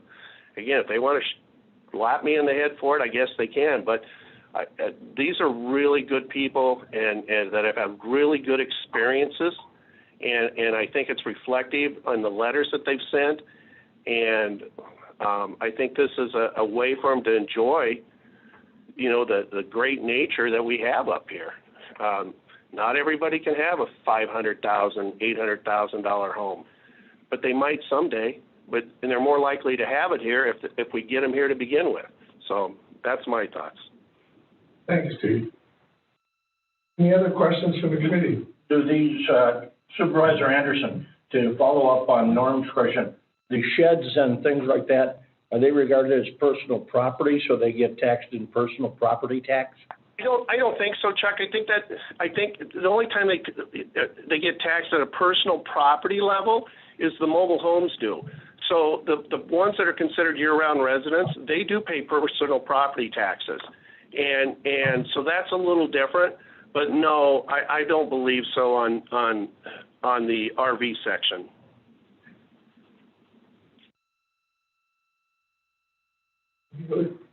Any other questions from the committee members? Jason, do you have any questions? No.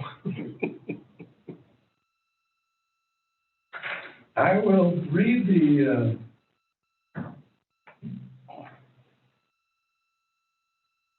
in considering approval, then the following items may want to be included in the motion.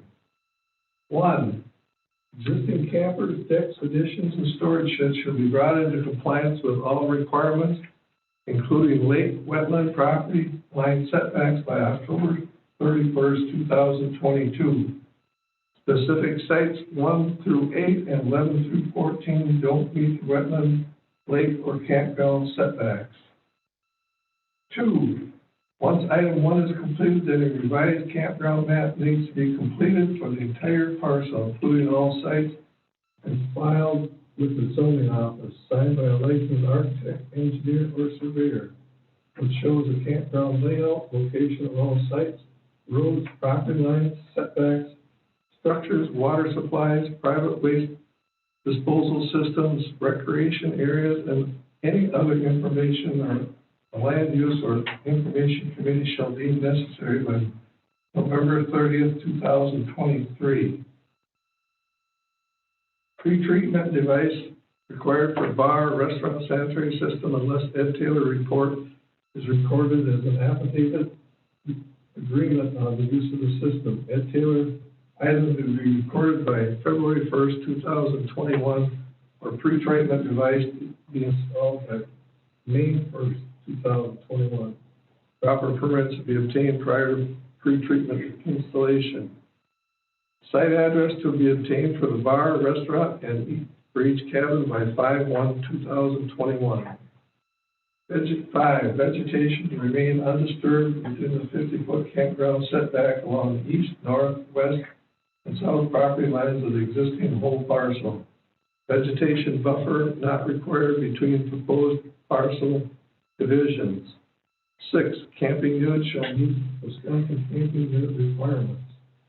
7, no recreational vehicle transfer tank shall be used. All camping units shall be attached to a out and private on-site wastewater treatment system. All pouts to be serviced. 8, all pouts to be serviced, maintained on the required interval. 9, follow all local, county, state, and federal requirements for this activity. And I would assume, Jason, that numbers 3 and 4 would not have to be done, right? Because they've already been dealt with in the January meeting. Correct, I believe those were the ones that were in the January one. I'd have to look at the minutes to verify. These are the considerations to be included. Is there any additions, corrections other than those two, number 3 and 4, being removed from this? Right, delete 3 and 4. They were already approved in the January meeting. Correct. You need a motion to do that? Well, is there any corrections or additions? I've got some, I guess, questions about number 1. That was what you originally talked about. So I was just asking, we're just noting that 3 and 4 have already been satisfied then? Yes. Okay. So they don't, I just make, I guess I'd add a point or a stipulation to the last condition. When we talk about federal regulations, in this case, there is one that I think would need to be resolved as well. And that citation is 44 CFR 60.3, parent C, parent 14, which is FEMA's floodplain regulations regarding campers in mapped floodplains, including AE. I have not been able to get a determination over what that means. I just like the record to show that FEMA regulation pertaining to that issue also would have to be considered when we're talking about compliance.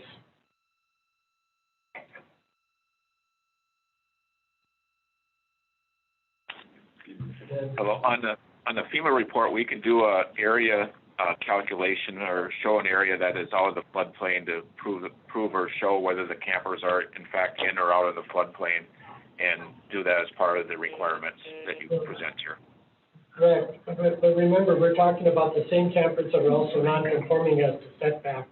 Mark, when you make comments, would you please state your name so that you know who's making the comment? Okay. And again, I mainly raised that just to point out that in this particular case, there is a federal regulation in place that we need to verify compliance one way or the other. What is it? This is Supervisor Vickery. Supervisor Conrad, is that going to affect number 1 of the? Yeah, it would be in play if we would determine that we have to get those into compliance as part of an approval, then they would not be able to meet setbacks. They would, over a period of time, have to be removed, and the floodplain issue would become moot if they were removed. Over time. Meaning that the type of the park model units that are in that location are what are strictly prohibited by this regulation I just cited, if it is in fact in the floodplain. And as Mark correctly pointed out, and Jason earlier, our LiDAR precision on elevation is within a foot, and we're within 2 feet of being in or out of the floodplain. In reality, it may be in at least part of it. We don't know that for sure because of the 2-foot contour combined with positional accuracy of the map. It's one of those things that looks like it could be okay, but it might not be. But if we determine that it can't be there anyway because of failure to meet setbacks, we don't care about their floodplain presence then. This is Anders. Yeah, and that's a great point about, the phase out, where if these are shown to be in the floodplain, Steve Austin and his team would phase out those sites 1 through 8, once they're either vacated or if there's no lease renewal, and then they would get moved to a new location in the campground, not one of the 30 new sites necessarily, but to keep the number of sites the same. And then, they would draft up a new map and work with Jason to get an administrative approval of that new plan and site map, understanding the sites wouldn't increase. But Steve is, very willing to move these over time when these leases either aren't renewed or they no longer become a usable site. That's correct, and I would point out there used to be 12 sites there, so they've actually cut those in half in the last few years as people have not renewed leases or moved, et cetera. So that's a natural phenomena that we think will continue. We're just still discussing it. Conrad. Supervisor Conrad, I have no issue with a couple of years at least to get people's contracts and all that satisfied. I'm pointing out that is a problem that you didn't know about when you bought the place, actually, but it is a problem. I understand.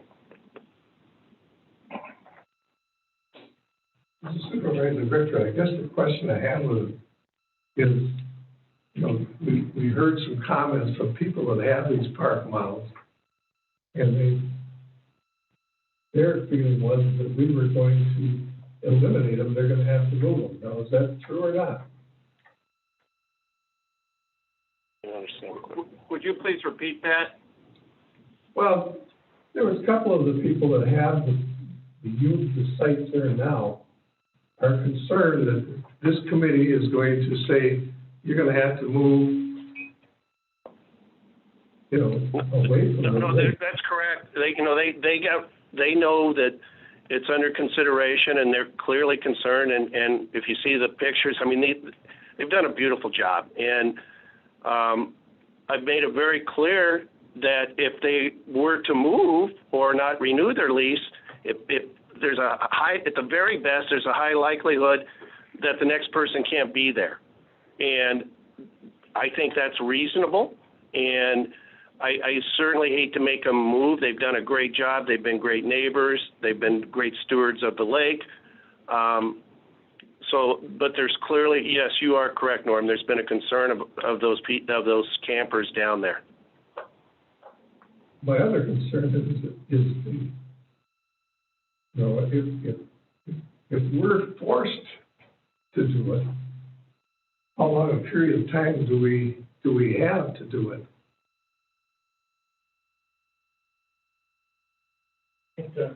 Supervisor Conroy, if I remember right, the leases are a year and then renewable for a year at a time, correct? Yes, that's correct, Craig. So 2 years, if we feel compelled to do it, would give everybody a couple of years to figure out what they wanted to do. But at the end of that time, they would have to move.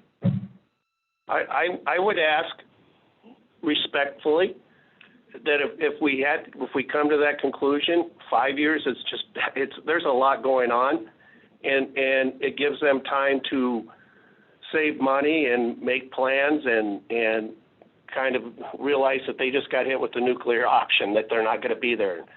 But that's what I would ask. I appreciate that. That's just something Supervisor Conroy, again, we're not in the point of a motion even yet. We're just talking about options. Sure, no, I agree. I just, absolutely. One thing I should mention, though, is a floodplain regulation does not get grandfathered in, unlike 10 years of nonconformity after a violation. And I would argue that those were in violation when they were put there, but it was never discovered, and therefore they become nonconforming under the law. Correct, Jason? Correct. So, had we looked at this same thing critically 10 years ago or 20 years ago, whenever they were put there, it would have been caught then, but it was kind of out of sight. Nobody saw it. And that's unfortunate, because it was a well-run place and you bought it in good faith, but you got this little can of worms that got kicked over here and we've got to cope with it.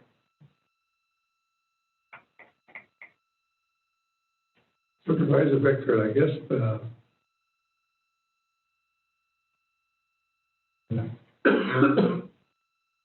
sounds okay unless we get informed that, that conformity doesn't apply. This is Anders. Again, we're going off of, I think Jason had said at the January 5th meeting that, again, these are legal when they were put in and they can't be forced to be moved. This isn't a perfect example, but, I mean, you're not forcing houses that are in the floodplain to be demolished and moved. And again, that's not the same thing we're dealing with here. But yeah, again, in terms of the floodplain, if they're in there, if they don't renew or they decide not to, just to move on because of passing on to the next life or whatever it may be, these are gonna get moved. They'll be eliminated. Smart housing. Also, we can definitely show on future plan, the campground plan, where the 100-year floodplain line would be too, so that will define whether they're in or out, and we can use that preliminarily before we go much further here, even with the certified survey map out there, to show where these lines are, so that it isn't a guess anymore. We'll know one way or another whether it's in or out, and so. Okay, the considerations to be considered was 1, 2,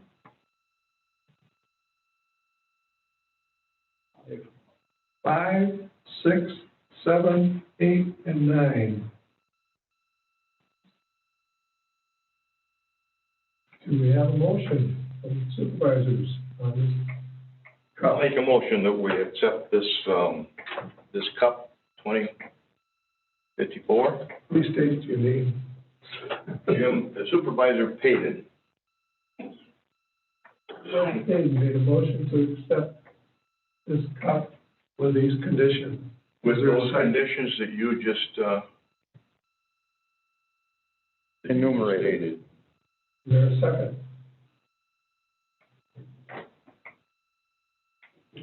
I'll second it. If Supervisor Anderson, I'll second so we can bring it up for discussion.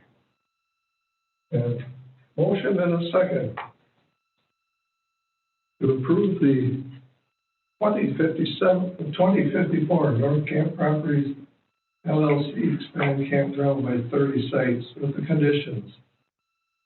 Supervisor Pearson. Wait, we're in discussion. Discussion. Oh, discussion, okay. My question would be then, number one, on this motion, then the campers 1 through 8, 1 through 14, then will be removed by October 31st, 2022. That's what the motion indicates. I believe that's what the motion indicates. Okay. Correct? Right. Complete removal. Well, removed unless they can be shown to be in compliance, but I think they're not going to meet setbacks. No, we know they may not meet floodplain, but all, yeah. So, I guess I would clarify. Unless they're. I'd like a clarification on the idea that if those, two of those at least can be just moved to meet the buffer setback, correct? How many are in lakeshore setback violation? I think it's 1 through 8 on the south line probably are. Part of the 11 through 14. So there are two different nonconformities. One was the ones that encroached into the 50-foot buffer. That can be just relocated. That's not a problem. I'm looking at is if it's a net gain of 22 sites to the campground. Then we approve for 30, but we remove 8 if they're not in compliance. Well, from what I understand, I believe they want to still ask for 30, and move these somewhere else, so your final number would still be 30 new ones, and then these 8 1 through 8, and then 14 would just move somewhere else.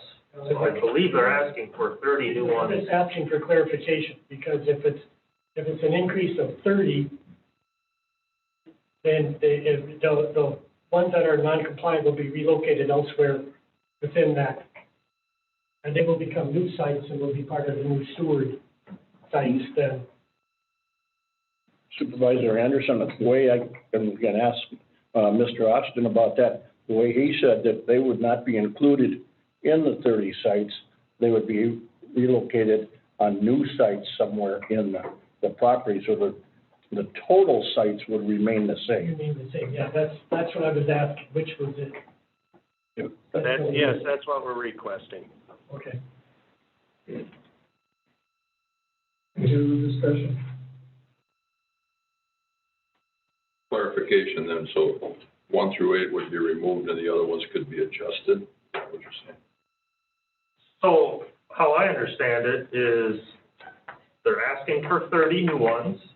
They would get 30 new ones, and these 8 would get moved somewhere else. So these 8 are not taking out of the 30 that they're asking for. It would be relocated to be brought into compliance. So they'd still wind up with a total number of what they're at now plus 30. This is Anders, and that's correct, Jason. Again, we're not asking for an 8-site reduction. We're asking for a 30-site addition. And this would be, again, something that was raised with the committee last month. And, it's something that Steve's still amenable to is, again, over time here, moving those 8 sites out. You're going to be dealing with campers that are going to have to pay between $2,500 and $5,000 to move these if they're forced to do it right now. And I think they'd probably start looking to the county to pay those expenses, but I don't speak for the campers. So that's where, again, they're looking for this over time, and I think Steve's been very consistent on that point. And that new relocation of those sites 1 through 8 would, again, be an administrative approval from Jason with a new map. Again, as Steve mentioned, that could happen over a 5-year time period, just to be reasonable for the existing sites that have been there since the 90s. Correct. Supervisor Pearson, you're suggesting then that the county is going to be liable for moving these things that aren't in compliance? That's what you're suggesting? I'm not suggesting that. I'm saying I think if the county says you need to move them by, say tomorrow, right? They're going to say, well, we weren't part of an application, and how do we pay the money to move it? I think that's what these individuals with their personal property might say.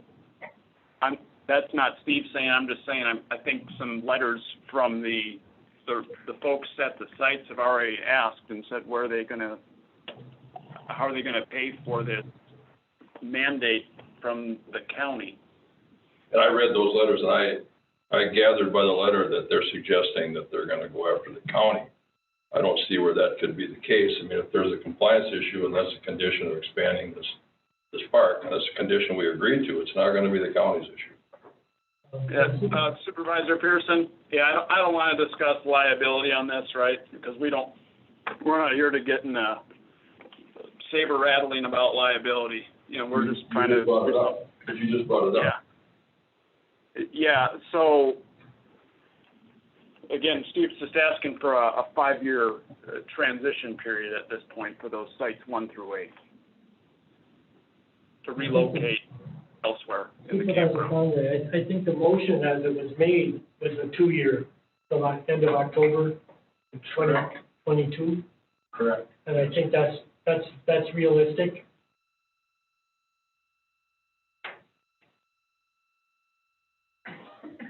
I'm going to say a comment real quick. So right now they are, this is Jason speaking, sorry.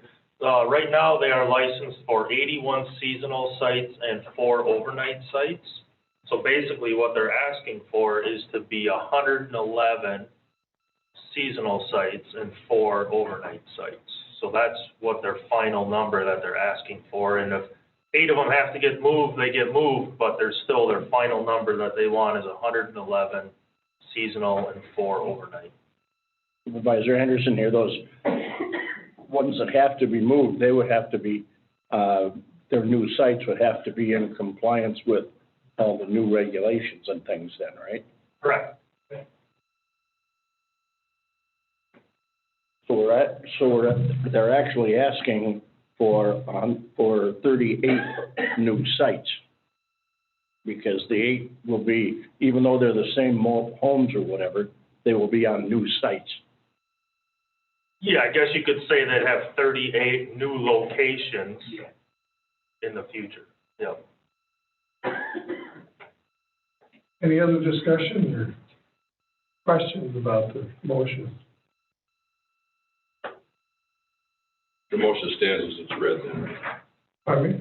The motion stands in the way it's read, Webb. Yeah.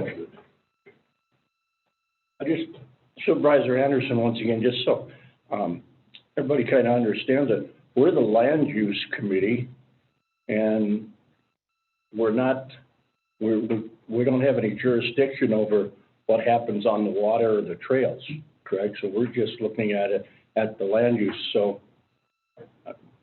for as far as the other things that the people are concerned about, they have to go to other committees, to law enforcement, or their local town board to get those items taken care of, correct? Correct. Okay, we have a motion and a second. Roll call vote. Mr. Pearson? Hold on, sorry, this is Anders. We just do have a question on number 7. We're clarifying that's for the new site, correct? Yes, how I understand it is that the sewer requirement is only for the 30, the expansion, the 38, I guess it would be, if the 8 are being moved. Those that are moved would have to be connected to a sewer system, and the 30 expanded. Thank you, Jason. And yeah, that makes sense. Much as I would like to try to arm twist them into compelling them to sewer everything, it was legal when it was done, and I would strongly encourage you guys to look at sewering as many of those sites as you can as you go about it, but I don't see a reason to compel it. Okay, we have a motion and a second. Supervisor Pearson? Yes. Supervisor Patton? Yes. Supervisor Blomberg? Yeah. Supervisor Anderson? Yes. Supervisor Hahn is absent. Supervisor Conroy? I'm going to vote no just to show him his contentions. Supervisor Bickford, yes. Motion has been granted. Thank you, gentlemen, very much. We will now move on to conditional use permit CUP 20-57. Madsen. Is Madsen on the phone? Yeah. Mr. Madsen, are you on the phone?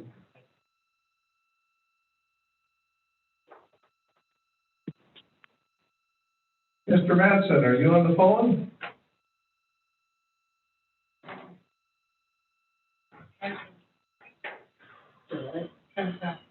Try Chantel. What? Try Chantel. There's more applicants. The applicant also, Chantel. Chantel Rowley, are you on the phone? Yes. Yes. Would you please explain your application, CP-20-57? I'm applying for an application to have 2 miniature ponies that are my 7-year-old daughter's. I didn't realize that I needed an application originally. I just assumed that living across the street from a farm and not being in town, that we could have them, and being that previous owners that lived there had yaks, and I just assumed, and so that's why I'm applying and hoping that we can get it approved. Thank you. Does the supervisor wish to have clarification of the application?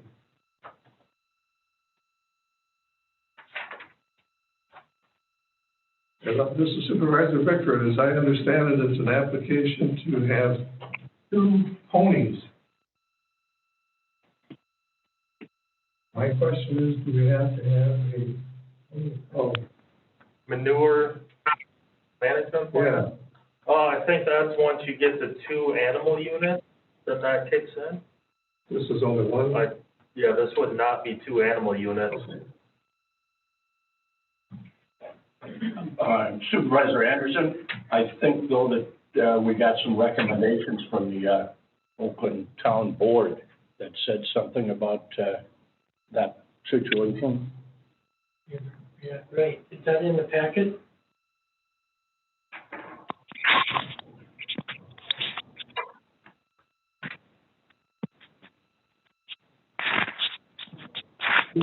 I believe the last page of your packet has, for that application, has the town of Oakland request. I don't know what page it is of the iPad. 340. Right. 346. I got it.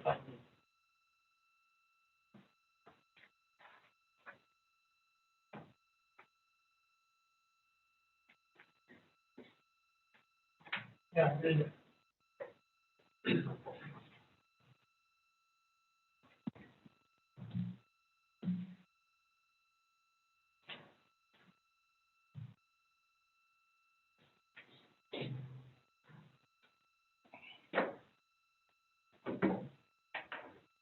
Everybody read that?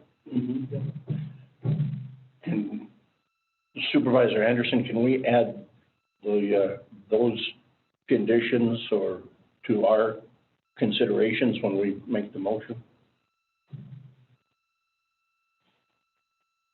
I believe you could, let's see, bullet point 1, I believe so. Bullet point 2, I believe so.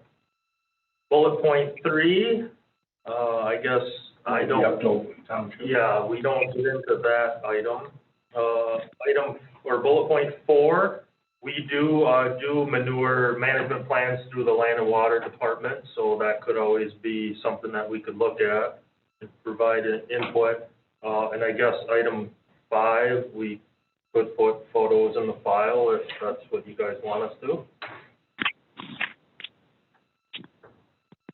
Supervisor Anderson, again, it was just that we've been talking about trying to get more communications between the townships and our board. And when we have a chance to use some of their recommendations, I think we should. Supervisor Conrad, point, I agree with that. I'd also like to add, there was concerns raised quite a while ago about barking dogs and managing noise. And I have some concern about that. I'd like the applicant to discuss, trying to see what they can do about that. There's no other clarifications needed for the application. I'll open the public comment period. Don Hamilton. First one for the general comment period. Don, are you on, Don? Yes, I am. Can you hear me? Go ahead.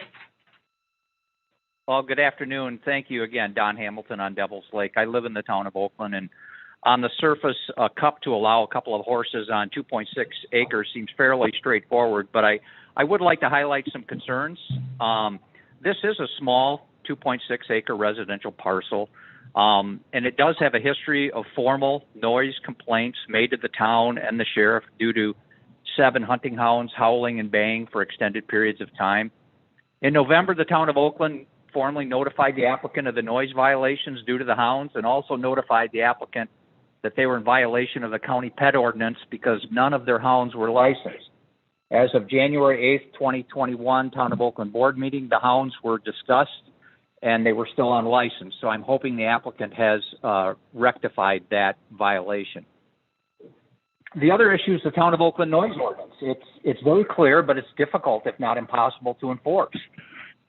It clearly identifies what a noise nuisance is in the Town of Oakland, and I quote, "The keeping or harboring of any animal or fowl which frequently or habitually howls, yelps, barks, crows, or makes other noises which greatly annoy or disturb a neighborhood or any number of persons within the town." So because of the small size of the parcel and the large number of hounds kept that are bred to bay and howl, and I'm a bear hunter, they will bay and howl regardless of the time of day or night, whenever they smell or see a coyote or bear or other critters. Adding more animals that move around and could get spooked, they could potentially make an already bad animal noise situation even worse for the people that live over there.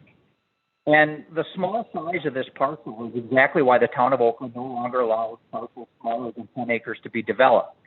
And that's to reduce and hopefully eliminate conflicts between land users. If these folks lived on 40 acres, we wouldn't be talking about this today. We'd be talking about 2 ponies and a little girl learning animal husbandry. But the primary goal is to eliminate conflict. So I concur with the conditions made by the Town of Oakland, but the current history of this parcel demands some accountability be placed on this applicant to ensure the noise complaint goes away. I suggest one of the conditions be a 3-year cup for these ponies. And then hopefully at the 3-year mark, if things are going well, they can reapply. But other than that, I'm just concerned that the situation between the neighbors over there with the granting of this cup, it isn't going to help matters, and it may possibly make matters worse. So I live in the Town of Oakland, and so I hope everybody can work together to resolve this. And I, in short, concur with the Town of Oakland's conditions, but let's not make a situation worse. So thank you very much for your time. Thank you, Don. Next, we have Dan Murphy. Are you on, Dan? Dan Murphy, are you on? Dan, they can't hear you. Dan on? Hi. Yes. Can you hear? Yes. Go ahead. Hello? Can you hear? Yeah, my name is Dan Murphy Sr. Can you hear me all right now? Go ahead. Yeah, okay. I own a farm business across the road from the applicants. I first want to thank you for your service to the county and allowing me to comment today. I strongly oppose this cup unless those conditions listed by the Town of Oakland in their letter to this committee are required. In addition, I would request that a condition be added that the applicant must abide by the Town of Oakland's noise ordinance. We have owned our property 20 years and invested significant dollars in local contracting and fencing companies building out our farm from an alfalfa field into an agro-tourism business that caters to many visitors to the area. We raise and sell flowers, vegetables, pork, and beef off the farm for customers throughout Burnett County. Our customers used to enjoy coming to our property to visit our operations and animals and put a high value on knowing where their food comes from. Despite many requests by myself, my wife, and others, the applicants have neglected to mitigate the noise nuisance that exists on the property, originating from the 7 unlicensed hound dogs they keep on the premise. It seems to me that 7 animals is already a high number of animals in the RR2 land use district, especially with many neighbors nearby, and that adding 2 additional animals on a 2.5-acre lot will exacerbate the noise issue, lead to more conflicts, and create more negative impacts to my business. The sheriff and the county of Oakland have been unwilling to enforce the town of Oakland's noise ordinance. The ponies will only add to the noise issue by startling the dogs when they move in their pen. The noise and licensing issues need to be resolved before additional animals should be added to this small parcel. This noise nuisance is affecting my property values and my ability to carry out business. I'm unable to give tours, and conversations with customers are constantly interrupted by the relentless baying and howling of the applicant's dogs. I had plans to eventually retire and build a home on the farm to reside at full time. But due to this noise nuisance, I have been forced to rethink that plan and considering other options to recoup my investment at this property. It's too bad that the county and town are unwilling to protect the peace and quiet that many people come to this area to find. And I don't think it's right that someone's hobby is allowed to make everybody else, including businesses, in earshot suffer. Therefore, I would strongly urge the committee to consider all the outstanding issues at the applicant's property and their unwillingness to be good neighbors as they consider this cup. Thank you, Dan Murphy. Thank you, Dan. Next, we have Levon Murphy. Are you on, Levon?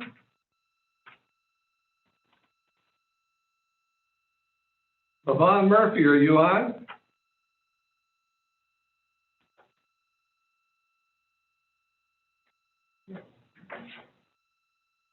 Levon Murphy, are you on? Not, we'll move on. Next is Cody Brust. Cody, are you on? He has not signed up. What? He's not signed up.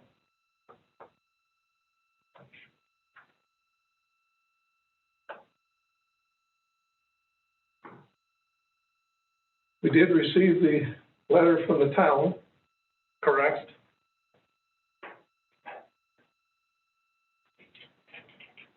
Everyone has read that, we've had it before, so if no one else is going to make any public comments,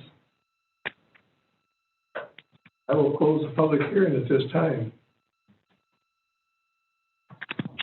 Is there any general discussion among the committee on this CUP?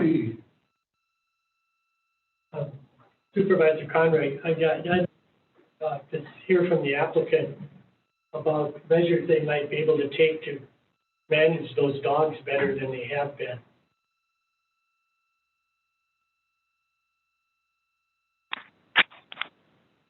Chantel Rowley, are you still on?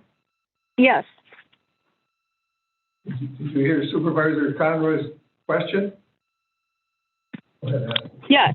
And to address part of like the barking and like I understand the nuisance, and 4 of them are only a year old, so they have pup in them, and we're in the training process, and we're this spring moving them more to the back of the house so they're not right on the road by the Murphys where they see movement all the time, because every time they see movement is when they bark.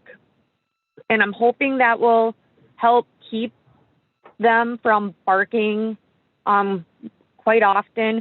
It's hard when we are working throughout the day to either to tell them to be quiet, and I get that it's a nuisance, and I apologize for that. And for them thinking that the horses are going to be an issue, they're used to the horses. The horses don't bother the dogs. And I don't want the dogs to be the issue that my 7-year-old daughter has to get rid of her horses. I mean, she's been devastated ever since we've had to do this application. And I understand 7 dogs is a lot, but it's part of the hunting, I guess. I was new to it. I'm learning about it. And the reason they weren't licensed is because we have the escrow for our house, and we don't get the registration information, so it was new to us. We just assumed that being that they had their rabies vaccination, that meant that they were, like, good for the county. So that is the reason why they weren't licensed. It's not that we weren't, like, obeying regulations. And then to touch base with the manure situation, my brother-in-law, Cody Brust, he owns a farm, and he's going to be taking the manure for his crops and his land.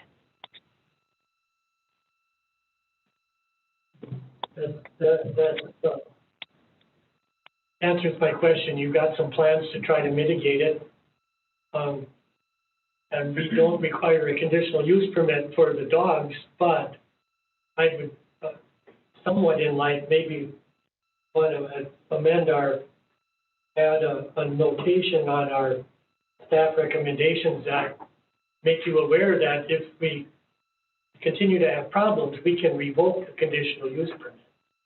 And we might trying to manage that into that issue. I think you have a pretty good plan. I think if you confine the dogs where they can't see and be disturbed, they probably won't bark as much or at all. That's I think somewhere a good start at least getting this resolved. Yes, and that's our plan as soon as spring hits, because we gotta tear down some of these dead trees on the south side of our house. And our brother-in-law, Cody Brust, is gonna come in with his skid steer and stuff and help clear out a clearing for us to get them moved.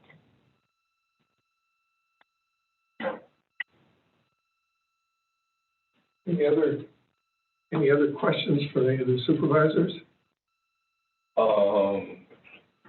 Are we still in the public hearing? No, I closed the public hearing. Okay, all right. This Supervisor Payton, and I guess I really do like Don Hamilton's suggestion.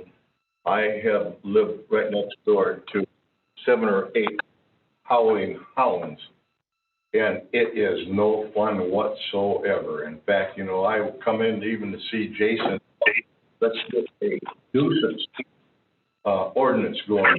This can't happen. It can't go on like that. So Don Hamilton's got the answer to the problem, I believe. Supervisor Anderson here. The way I understand it, Oakland Township has that ordinance, and I don't think it's up to us to enforce it. I think it'd be up to Oakland Township, right? Correct, yeah, it's their ordinance. We don't have a countywide noise ordinance.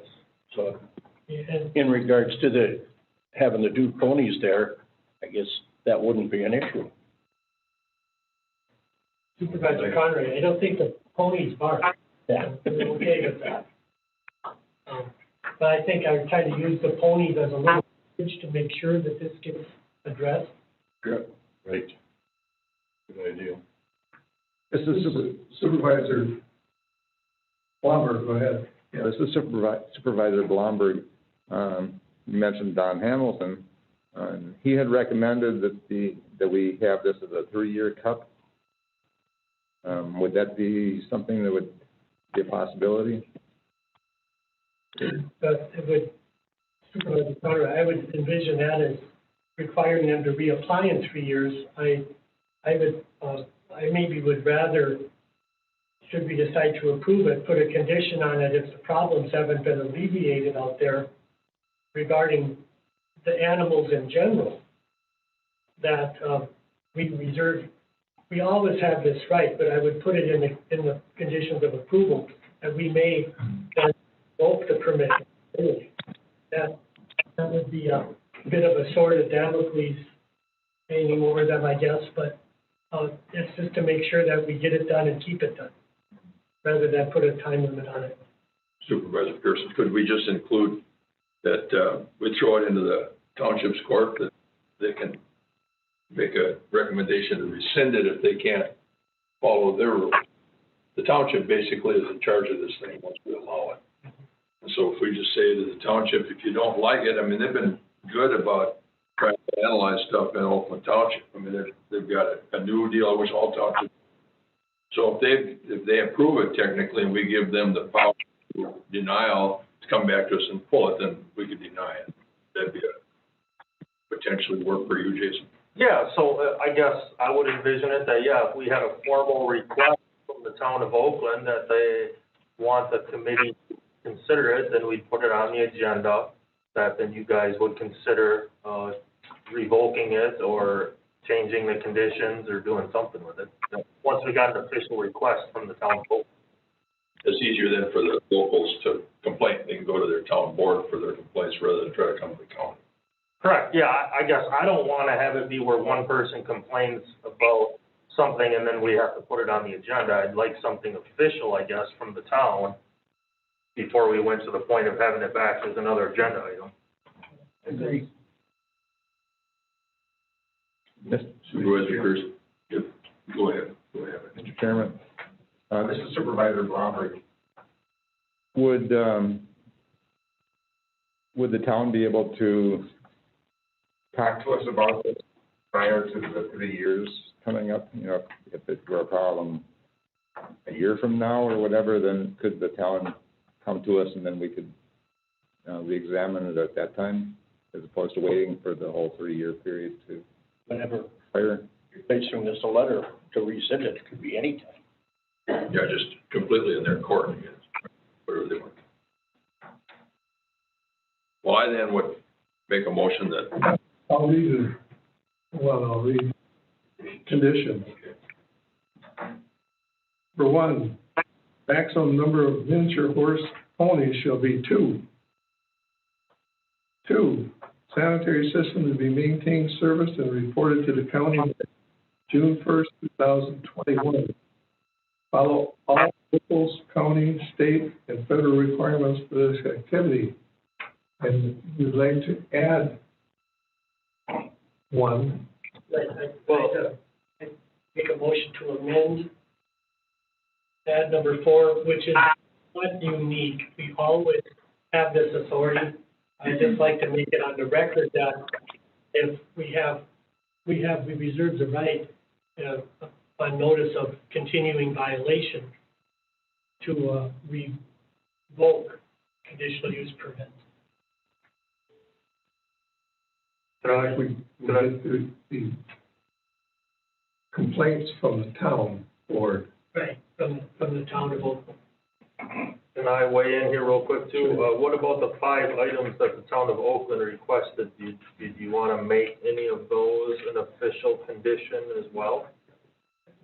I was gonna read all of those in, plus these. Oh. I think we could, I still have the floor, I guess, we could, add to that we would add them as an addendum to these Conditions. staff recommendations. We just put the town of Oakland's recommendations in the addendum. In other words, they're not ours, they're from the town of Oakland, but we're including them.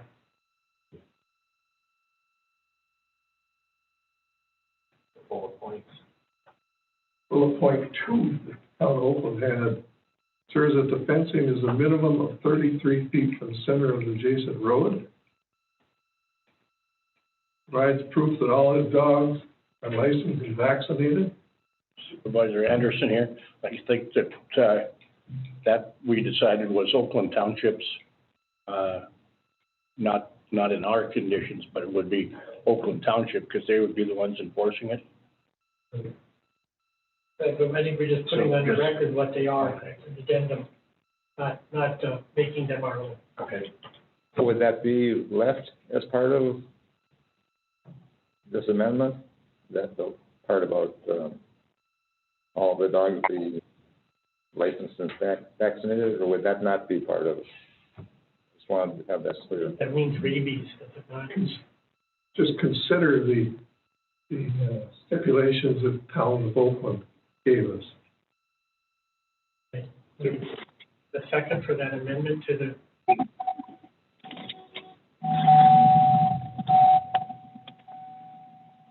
So that's the amendment to the considerations. We'll have 4. 4th one would be follow the recommendations from the town board. We need a second, I'll second it. We got a motion and second to amend the conditions. For the amendments of the conditions, Mr. Pearson, Yes. Mr. Patton, Yes. Mr. Blomberg, Yeah. Mr. Anderson, Yes. Mr. Ross is absent. Mr. Conroy? Yes. Mr. Bickford, yes. So we have conditions that are, and we have a motion and a second. Consider to approve conditional use permit 20-57 with the condition. Mr. Pearson? Yes. Mr. Patton? Yes. Mr. Palmer? Yeah. Mr. Anderson? Yes. Mr. Ross is absent. Mr. Conroy? Yes. Mr. Bickford, yes. Conditional use permit 20-57 has been approved. There you go. You will be notifying the applicant, right? Jim? Correct. Yeah, we send a letter to the applicant with all. Next. We have conditional use permit CUP 20-01, green, home occupation. Yep. Mr. Green or Miss? Bailey Green. Bailey Green, are you on the phone? Yes, I am. Hello. I'm here with my husband, Grant Noon. Would you please explain your application? Yes, we are applying for a 50 square cubic yard maximum compost bin on site with at least 100 feet from all property boundaries and water per county regulations. What else? Traffic, we'll just be using a truck and a trailer, the regular pickup truck. There will be no dump trucks or anything like that. It's very large or small scale. So it will only be about 2 to 4 trips a week maximum driving on the road. So not a lot of activity, no on-site pickups would be very rare. So if we we just plan to use the compost for gardening here on site, and if there is excess, then we would package that and sell it to retail stores. Nothing here on the property. The actual size of the compost bin thing is going to be 8 feet wide by 42 feet long, so it's about the size of 2 parking spots, and it will be enclosed to prevent bears or other animals from getting into it. And we plan on putting up electric fence around it for additional animal defense. And then the bottom of the bins will be mesh screened to prevent moles and other rodents from going up into it. And to prevent smells, we'll be mixing the compost with carbon and nitrogen to make sure that there's no ecological runoff that will be disturbing anything, and also to keep smells down. Sir, would you please state your name so we have it for the record? Yes, my name is Grant Newens. I'm Bailey Green's husband. Okay, thank you. Yes. Committee need any clarifications or explanations of the CUP? If not, I'll open a public comment period, and first off, we have Evelyn Jensen. Evelyn Jensen, are you on the phone? I am. Thank you for hearing my concerns. Go ahead. I'm here to express my concerns over the proposed compost processing and packaging business. My property adjoins this property. Our homes and driveways are very close to each other. Even with, as they stated, that these containers would be covered, they would still attract bear and snakes, bugs, and most importantly, rats. An animal's sense of smell is so much more enhanced than ours. The bears, even if there's electric, I've had horses, and your electric fences can have weak spots and such. They might be able to tear those lids off these containers and get to that compost where, again, the smell is like rotten eggs, if it were disturbed. I feel like would have a huge problem with the animals, the rats especially. I feel the promotion and spread of disease among the animals attracted to these type of compost containers would become a huge issue. if this permit is allowed, who would be responsible for monitoring the business and regulating it? How often would it be checked? Will the permit state limits on the amount of composting allowed to keep the size of the business down so it doesn't affect me or the other neighbors in the area? Thank you for considering this. Thank you. I believe that's all we have for public comments. Did we receive anything from the town? Nothing from the town of Follett.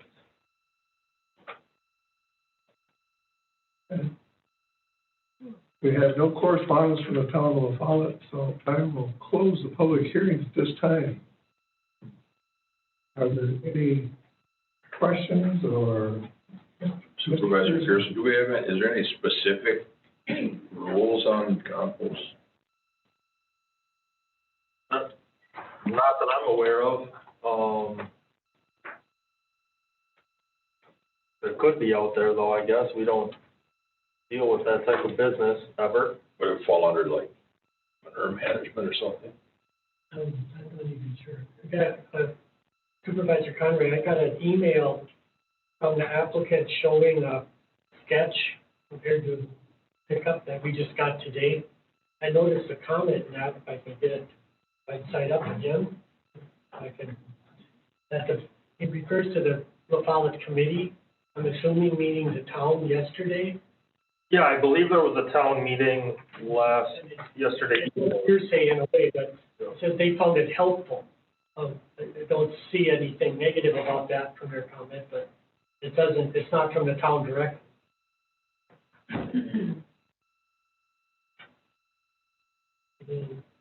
We had an email about this that was a sort of an operational questions and answers thing too, that's not in fact. It's on the mail. It's in your mail. I know, I'm looking for it as I speak. After I know, I could try to Google something. What day is it? January 28th. Okay.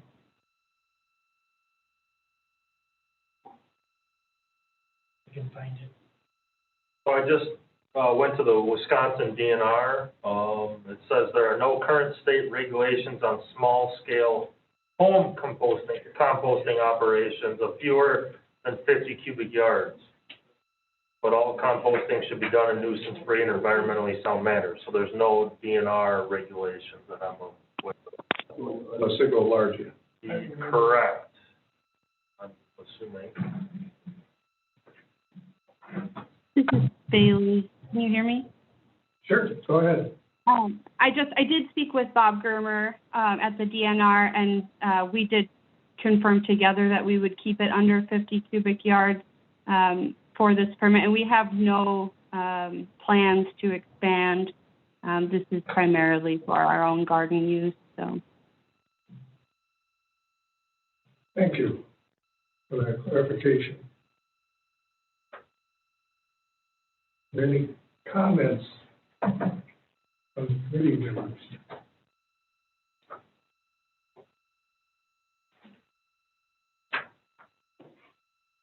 Supervisor Anderson, just a quick question. If it's for your own garden use, do they even need a CUP or anything? I mean, I know a lot of people that have fenced-in areas in their backyard where they're throwing their leaves and everything for compost and put it on their garden. I think what the difference is they have here is they want to package some of it if there's excess, plus what they're gonna be, they're actually gonna go collect it from businesses, bring it here to the site, so it's not just their personal compost. Yeah, if it was their personal compost, we wouldn't be here. So it's Supervisor Connery, it's the small business element. Yep. But I think it's small enough and useful enough to have some merit. Obviously, if there are problems, it'll have to either be corrected or ceased. This is kind of like when we talked about the dog and other issues. But on the face of it, it looks like they have a pretty good plan to me that is manageable. And if problems develop, then they'll either have to correct them or stop.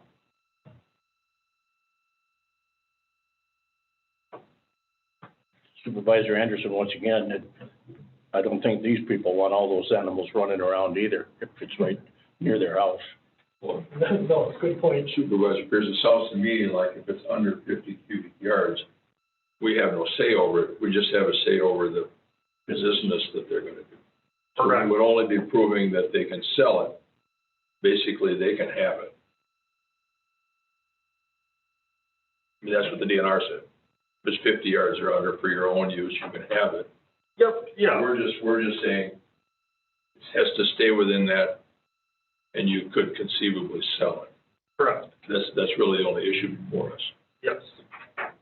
You got it exactly right. Any other questions or comments in the committee? If not, I will read the considering approval of the following items may want to be included in the motion. 1, sanitary system to be evaluated by a Wisconsin licensed plumber and report filed with the county by June 1st, 2021. They're going to have signs, they have to follow all the sign regulations. And if they're going to go larger than 50 cubic feet, they'll have to follow all local, county, state, federal requirements for this activity. Any corrections or additions to those? If not, is there a motion on this CUP? I make a motion to approve the commercial aspect of this. Please take your name. Jim Pearson. I have a motion, but I make a motion Supervisor Pearson. to approve the commercial aspect of this business, following the staff recommendations and There's a second. I'll second that motion as Supervisor Peden. Motion's made and seconded. Roll call vote. Mr. Pearson. yes. Mr. Payton. Yes. Mr. Blumberg. Yeah. Mr. Anderson. Yes. Mr. Robbins absent. Mr. Conroy. Yes. Mr. Bickford, yes. CUP 21-01 has been approved. Next, we have a rezone request for map 2101, ML Hoist. Maury, are you on the phone? Yes, sir. Go ahead and explain your application. Well, we're looking to rezone 60 acres from Ag 2 to RR3, and then ultimately I'd like to divide that chunk into 8 lots and sell them off as, just as lots. They'll average between 5 and 10 acres.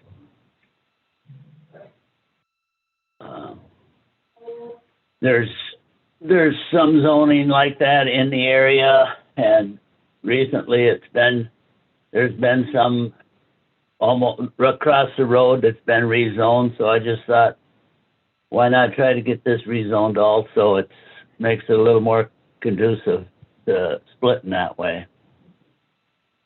So that's about where I'm at on it.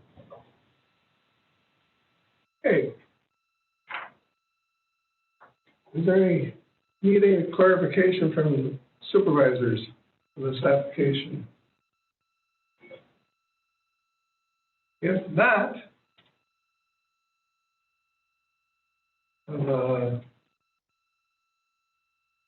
Krause, are you on the phone? No. No, okay. We have no public comment requested, so I'll open the public comment period and close the public comment period. Committee have any?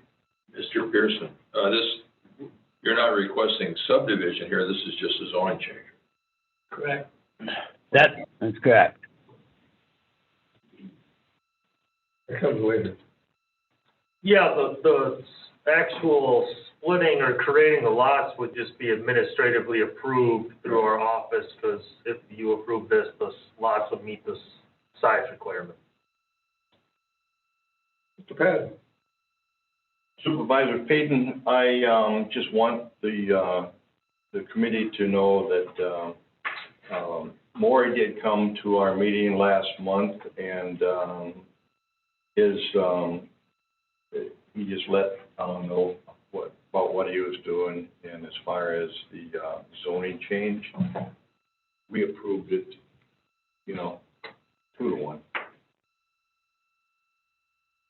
Supervisor, just to add, looking at the town's comprehensive plan, this rezoning looks consistent with that. Yep. And with that said, I would make a motion to approve. Yeah, a motion by Supervisor Conroy, is there a second? Second. Second by Mr. Pearson. Motion and a second. Mr. Pearson? Yep. Mr. Payton? Yes. Mr. Blumberg? Yeah. Mr. Anderson? Yes. Mr. Oz absent, Mr. Conroy? Yeah. Mr. Bickford, yes. Rezone request map 2101 has been approved. Thank you very much. That's going on to the county board for, Yeah, County board for, whatever final approval. date it is this month. Hopefully it'll be there as well as the first. You're the junior member. Okay, we'll move on. Land Services, zoning property information division report. oh, break, did you say? I've been moving to have a short break before we continue. Go ahead. We'll take a break. Back at 10 after. Well, I feel like there was a mad dash for who I'm going to always. Yeah.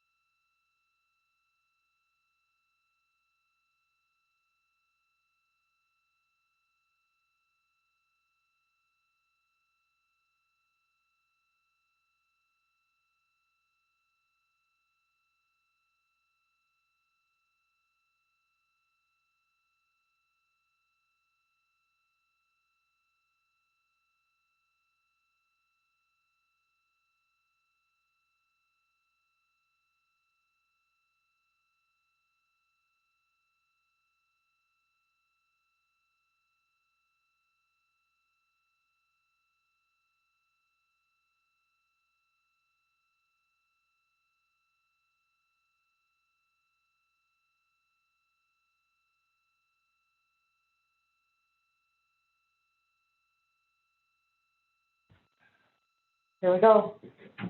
We will reconvene the Land Use and Information Committee meeting. Number 9, Land Services Zoning and Property Information Division reports. First off, I gotta say it, I understand we have a new employee. Yes, we do. Heidi started, the 18th of January. So we're getting her trained up right now. Talking to Craig, and she's from Hayward, right? Correct, she actually grew up by Colfax. She lives in Hayward right now, though, so. Good news. Yeah. So my packet of information is in there. Staff reports, budget reports. This is, again, for 2020 budget. I haven't done anything year-to-date for 2021 yet.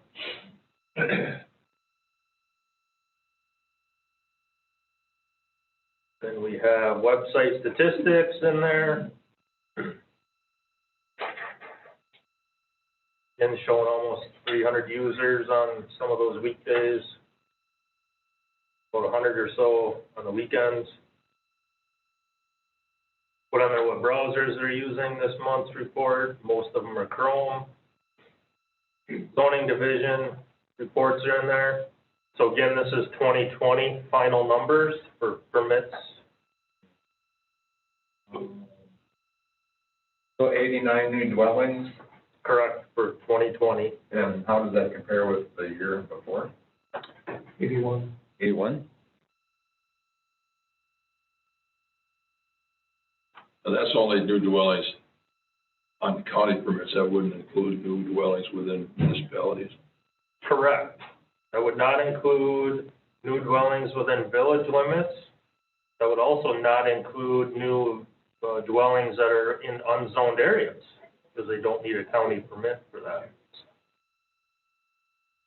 Yeah, kind of a count on that, use of sanitary permits, that new sanitary permits, but even some replacements are essentially new, so it's a very soft number really to, Yeah. it's always gonna be more than you think.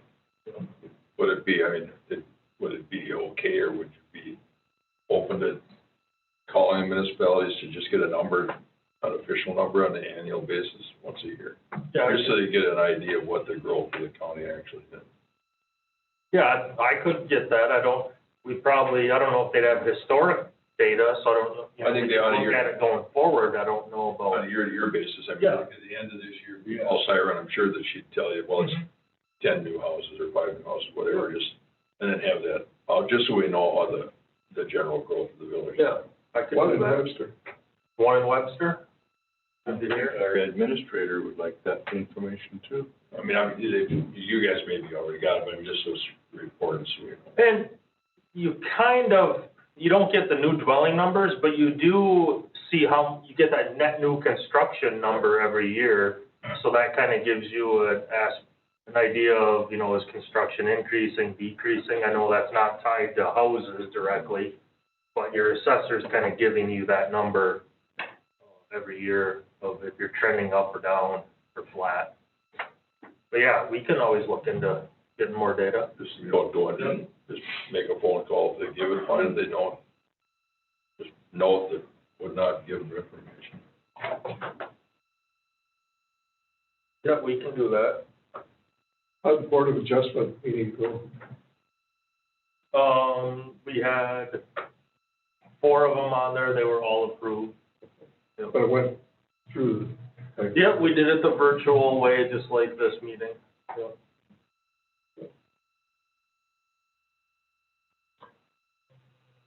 Any that we turned down? No, there was no appeals at last month's or last week's Board of Adjustment hearing. There were variances? Yeah, variances, yep. And then on the end of my report there, you see there's some graphs there showing permits. This is total permits, not by dwellings or anything like that, and then there's sanitary permits by year as well, so. Jason, on sanitary permits, does it still work out to be about a half and half between new and replacement? Or more replacement these days? Well, if we have, I know you don't count every month. Reason I'm looking, 280 sanitary permits, if around half of them were for new essentially, that would be quite a few more than 89 new dwellings we show. But some would be unzoned, you know. some would be unzoned, and then some are campers. You approve CUPs for camper, 3-year campers, that those people are getting sanitary systems as well. It'll be a new sanitary permit. Yep. And you theoretically count that as a new dwelling before long. Yep. Yep. And the reason I'm just saying is that the two numbers are always discrepant. Yep. From what you think, but it used to be a pretty close to 50-50 split. But part of that was because even if you tore down an old cabin with an outhouse, it still counted as a replacement system, which is odd too, you know. Yep. Yep.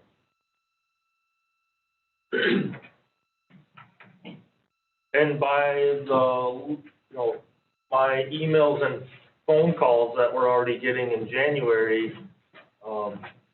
things are trending very busy already. So I don't know if the spike is going to keep going up or how much it's tied to COVID and civil unrest and all these other things that who knows what the future is going to hold, I guess. Seems like if you want to have some not real lot of work done to your house, you can't find a carpenter who's not too busy. Correct. I can tell you myself. Some of the contractors are already scheduling into 22 already, so they're already booked out through 2021. Yeah. Any of them that want to work are smiling. Okay, move on then for 10, discuss various potential ordinance amendments. All right, so that item is basically going to cover the LSLS items, the recommendations, we're going to go over that. And then we could talk about any other Chapter 30, Chapter 45 items. You know, we have the campground moratorium's been tossed around here the last month. So this agenda item's going to cover all those basically aspects. So I don't know if Craig wants to take the lead on going over some of the LSLS stuff. Yes, I'll be happy to do that, and I will preface it with saying the same thing I said at Natural Resources, was that we developed these amendments. If anybody wants to form a subcommittee and work on this with me, I'd be happy to have you do it, but nobody at the Natural Resources Committee raised their hand, so that's why I got my name in the paper. Yeah.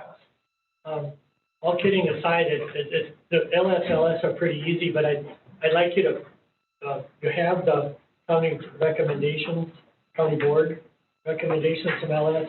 I'd like to go through those few things quickly to help shape up what we need to do. And so if you can find that, I have my paper copy, but it's right after the reports. It's about almost the second to the last page. 386. There you go. Do you want me to put anything on the overhead, or? I don't think so. Everybody has it. I think the main recommendations from, well, let me back up. I asked Jason to put the report presentation he made to the LSLS committee into this packet so you could kind of look through it and see what some of this was based on. The thing to call your attention to, and you don't necessarily have to look it up right now, is Jason prepared maps showing agricultural zoning districts in the county. And and what that helped us to determine was how much exclusive ag we have and where is it, how much A2 we have and where is it, and then we have a little bit of A4 and a little bit of A1. A1 is and I've said this before, but I'll repeat, A1 is an ag transition zone intended for near urban or, you know, town, villages. transitioning from ag to more intense development. The only place we have it though is in the town of West, which is as far as you can get from a urban area in Burnett County and still be in Burnett County, right? Probably not something we need for anything.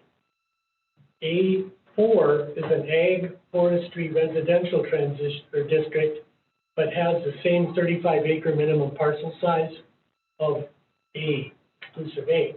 It's farmland preservation eligible, just like A.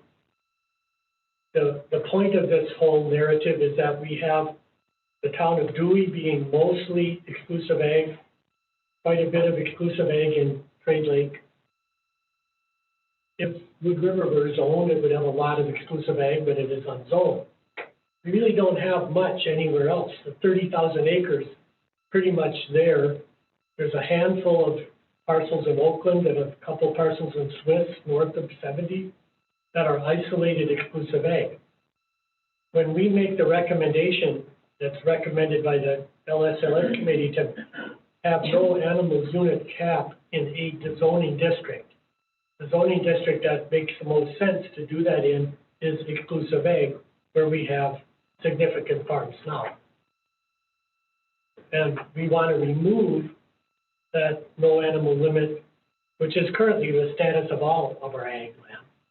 We want to place an 500 animal unit limit in A2 and A4, and essentially delete A1 entirely.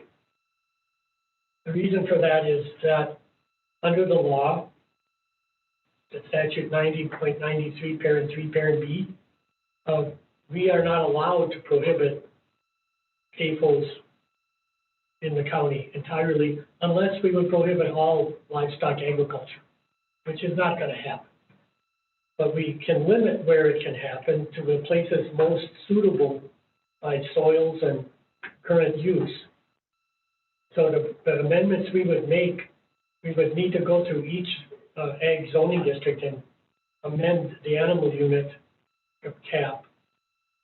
Don Hamilton earlier discussed the conditional use language we have in the ag zoning as being somewhat more technically advanced than what we have elsewhere. It's because it was more recent. It was built on a state model for updating our exclusive ag provisions. It is more like what we need to do than what we have now elsewhere. But the effect that the zoning committee is going to see from these changes is essentially we're going to need to seek some rezonings of those isolated exclusive ag parcels to A2 or A4. An example would be in the town of Swiss, probably A4. And in the town of Oakland, I've talked to a couple landowners there who only are exclusive ag because they want to keep the 35-acre parcel size. Back in the day, it was thought to be a cheaper tax rate, but when use-based assessment came along, that went away. Doesn't matter now. So A4 would be more appropriate in the town of Oakland where you've got 80 acres zoned exclusive ag. It's half trees. Some of the land in exclusive ag in town of Swiss, north of Highway 35, northwesterly of 35, is half trees, but it's owned exclusive ag. A4 would be more rational there. It's just as agricultural, but it preempts any need of worrying about a CAFO being placed there. Why would we worry about that? Certain types of CAFOs don't need a lot of land to dispose of waste. Turkeys, for example, are dry manure for the most part and can be trucked pretty far away. There's some pressure for isolation of these things, particularly swine and turkeys that are vulnerable to disease. Again, swine is what triggered this whole adventure, fear of the high volume of liquid manure that would involve. There's all of the regulations that we have regarding soils and amendments we'll make to the siting ordinance will be in effect on exclusive ag too. It ought not to be viewed as the sacrificial zone means anything goes there. It would be tightly regulated, but it would be theoretically possible. But much of the county would not be zoned to accommodate animal units over 500. If you look at the additional zoning aspects and ordinance modifications, the key thing here, and this I think applies to all conditions, is our council recommended we carefully review and consider any listed conditional uses in ag zoning districts in light of the loss of county flexibility under 2017 Act 67. For retained conditional uses, an ordinance must specify objective criteria for approval. For uses for which this is not a good fit, eliminate the uses from conditional list and instead create overlay districts or just prohibit the use altogether without a zoning ordinance revision. That guidance is sort of Act 67 targeted about not being able to tightly regulate certain agricultural uses that we now have in our ag district. So we're going to have to revisit that language-wise, but I myself would want to see us eliminate the conditional use permit as we now have it. We now require 250 animal units or more requires a conditional use. Our signing ordinance cannot kick in until 500 animal units, and then goes beyond that. But any farmer will tell you that there are some small operators that have more egregious violations than some of the larger ones. And this would allow us to make sure there were manure management plans, nutrient management plans, that sort of thing that we require via conditional use. It isn't that you're going to prohibit agriculture in an ag district. I think that would mollify the Act 67 part, but you would be wanting to make sure that the things that need to be done for livestock management, nutrient management, that sort of thing, does in fact happen, even on smaller operations. So that's what I think we need to be developing, bringing back to this committee as a package. It'll be requiring rewriting the ag section. I think Jason and I talked about that as being somewhat tricky, but not all that much to do. I do think that's one of our first priorities, because the LSLS committee went on, for a year and a half, past what we ever thought we would take because of the shutdowns we did from COVID. We would have liked to have had this done before the moratorium expired, but it has expired. So that's pretty much my spiel on what we need to do, what we need to address. And Jason, you want to add any more thoughts to it than that? I don't think so. I think you covered it good. We've been chatting off and on, and I'll work with. I'm going to continue in the liaison role between LSLS, Natural Resources, and Land Use with staff on the two departments or agencies within Jason's department to try to get this thing hammered together. But does anybody else want to play with this too?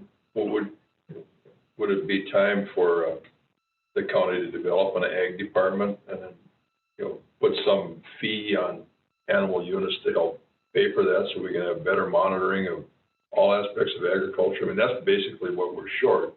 I mean, if we know that soils and water can't take nutrients, we can stop them from doing it on a state law. But we really don't have a good, you can't monitor it through your department, and I don't think Natural Resources or any of the rest are able to do that, and it's something we don't want to put on the county. I mean, I think the users need to contribute to that, just so we've got. Well, Jim, let me jump back in. One thing we will do in the siting ordinance, when somebody applies for more than 500 animal units, we'll be looking at actual costs of application, not just a fixed fee. Trying to work out what that's going to be to do the proper evaluations with somebody like Ed Taylor, perhaps doing soil work or whatever. And yeah, we've got work to do in the signing ordinance too, which we're working on as we speak, I hope. But we're gonna try to continue to make reports back to the committees every month of what we've developed or where we're at, to get this done. But in the agricultural aspect, it doesn't sound like we're advocating extending a moratorium or adopting a new one, from what I gathered from our last county board. But we've got to, we want to get these amendments in process. But some of it is in the citing ordinance, some of it is in the land use ordinance. The land use ordinance does not apply in 4 townships. Wood River, La Follette, Sand Lake, and Blaine.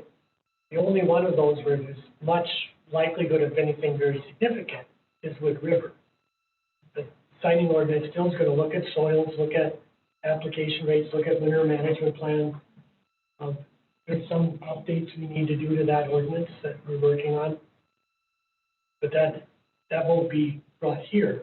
I understand. That will go to natural resources at the county board. But when we're creating conditions, just so we have areas that we decide. Identifying those areas is much easier than it used to be, I'm going to say. With the good mapping we have now and the 2-foot contours, soil maps, we can do some review from in without being in the field, but to look at areas that would be restricted. We did a lot of that in LS. We looked at areas that would be restricted, and you'd be surprised how much even an exclusive ag is restricted. We had a overlay, kind of a green area where something could happen, but we opted not to try to put it out there because it's too hard to understand how it got there. You'd have to look at all of the various elements that were considered before you said, okay, this place might work. We did it as an experiment in the town of Jackson, or my district, and we have like 80 acres in the whole town where we might be able to meet criteria, which is not enough to do anything. But it's the combination of elevation, slopes, wetlands, high ground water table, proximity to shoreline areas, all of those things are all layered in. It doesn't prohibit what you can do, but it restricts it continually more. And that happens now. That's what I'm getting at. That's kind of what you're asking. Well, the restriction, the new farming methods, it's here now, it's going to get better. You plug into a corn plant or a fertilizer spreader, data from the GIS, and it'll vary the application rate of fertilizer and seed continuously. So if all of that was monitored that precisely, it'd just be a matter of sending the machines out there. So you put it on machine applied, but you have to use this disc in order for your application to be legal. Right. I think that that's something we've talked about doing further evaluation, with water well samples, other things like that, to get background. But that's within the realm of possibility before they're done. So that's as far as the LS aspect goes. So I think what our game plan is me and Craig, since I don't think anyone else volunteered, right? We'll sit down and come up with a list of probably potential changes, like a redlined list of ordinance stuff. I think we could probably get a draft put together for the next committee meeting to start talking about things more specifically. I think the next thing is to start drafting some amendments and beating it back and forth, bringing some proposals back here as we move. I don't think we would probably be kinder to the committee if we kind of incrementally worked on this and then the other things we need to work on, rather than dump the whole thing in your lap at once. Well, we gotta try to get a 500-page packet though for you guys, because we're getting close. We've had enough of them lately to last us a lifetime, right?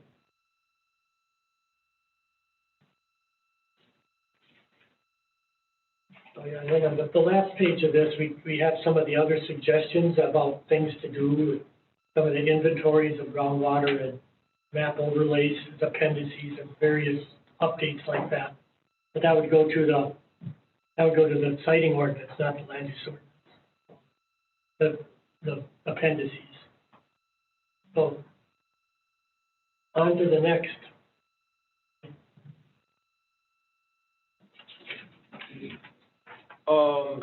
So that should wrap up our LSLS stuff. We know where we're gonna go with that, start moving in that direction. The other,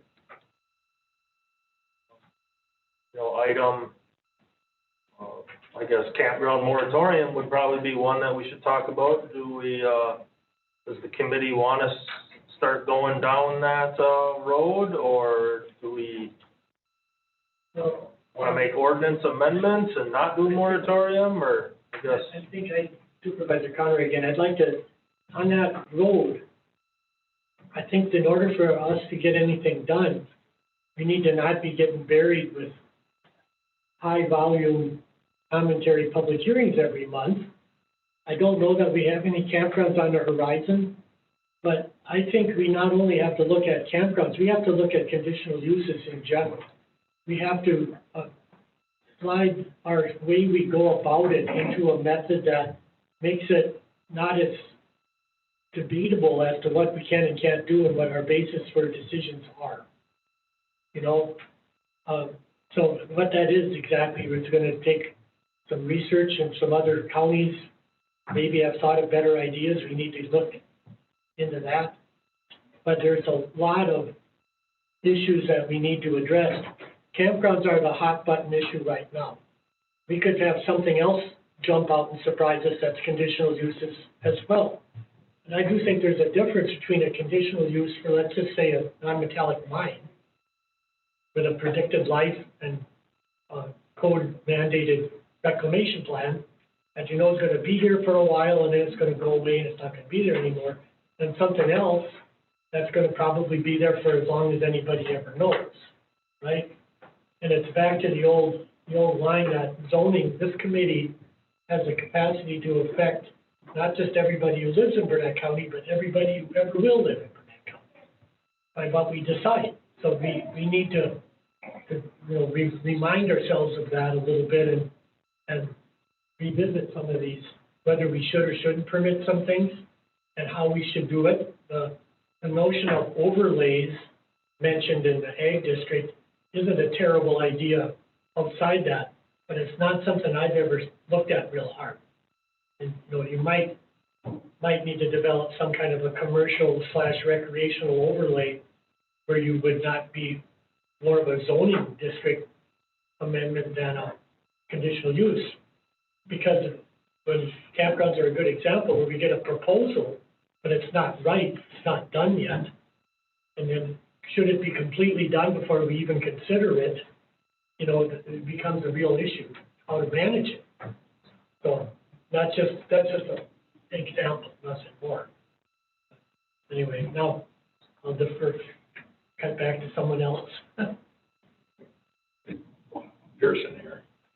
It seems as though there's a general opinion by the public that we're going to have a moratorium of sorts, at least on the campground issue. And that only needs to be for a period of time to give us a breather. So would it be something, would this committee then initiate that by proposing to the full board that we have a moratorium, or how do we proceed?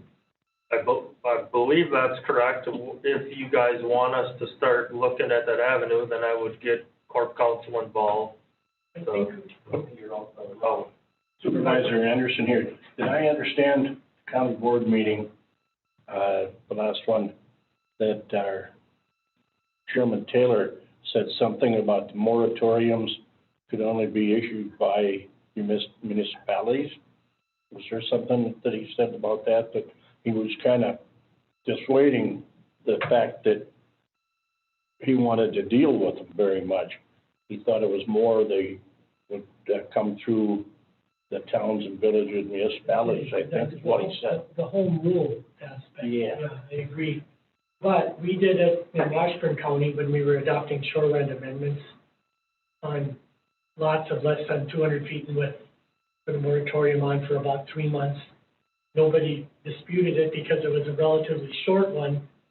This was back in the late 90s when we were doing lake class stuff, and it was done in the interest of not creating a stampede create a whole bunch of 100-foot lots before we change them to 150 and 200 and 300.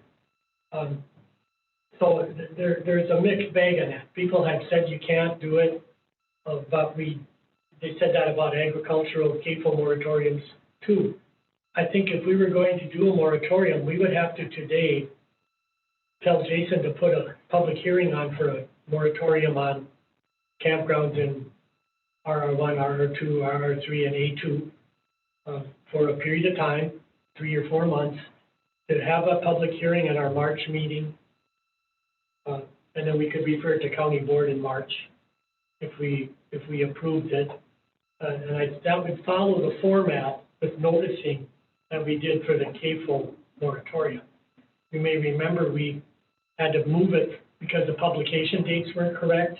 We had to move it from May till June, as I recall, and that was part of the reason that we got a minimalist application submitted before we did the hearing. But I think everybody knows we've been talking about it this time, and I think that people are probably waiting to see what happens at this point if you're contemplating it. But that would be my thought. Does that sound, from what you found out too, Jason, the time frame? Correct, yep. And just to let you know, I have no campground applications in my office yet, and I haven't heard of anything coming through, but that doesn't mean that one can't just wind up in our office. So, and should one appear, just as the April one, it would be in ahead of it. Yep. Moratorium, it would not be affected. But it would be, I don't think it's unreasonable to look at this. This has become far too big and contentious of an issue for us to not really look at it without something hanging over us either. We can't just suspend applications for 2 months or something. Nope. Oh, there's some law about that, trust me. Unless there's a more. I believe, I just wanted to know. About how long it would take to consider one. I'd make a motion then on that matter to direct staff to develop language for a moratorium for 4 months from March hearing.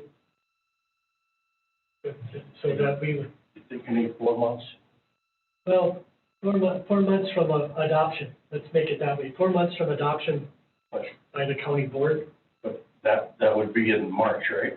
That would So be. then you'd have April, May, June, and July. That would take care of your summer.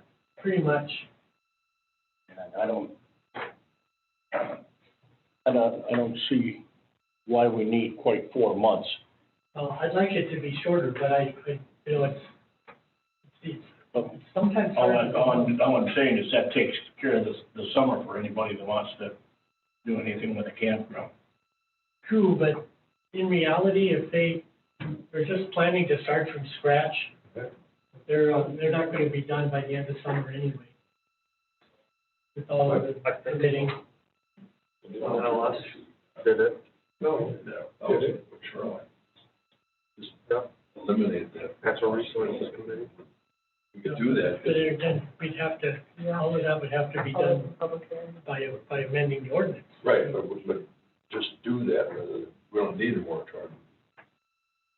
Well, that's my thought, that we would do it in the zoning districts that we have provide. I don't think forestry provides campground too, I think. Yes, I believe so. You got a motion. Yeah. I didn't include forestry, that's what I was saying.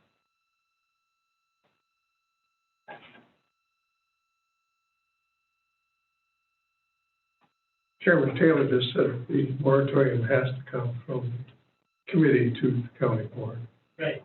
That's why I think we would have to do propose it, do a public hearing on it, and then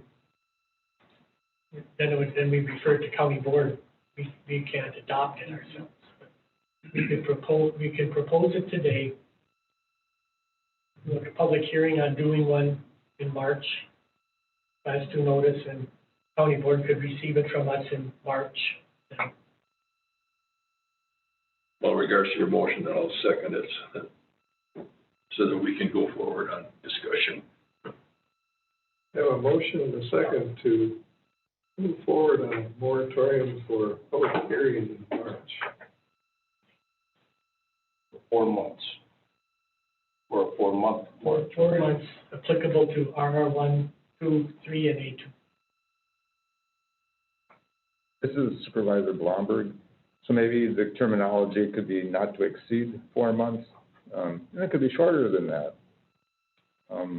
I recall when Patrick Hansen spoke this morning, he went through a timeline that he developed and he came up with a 6-month period.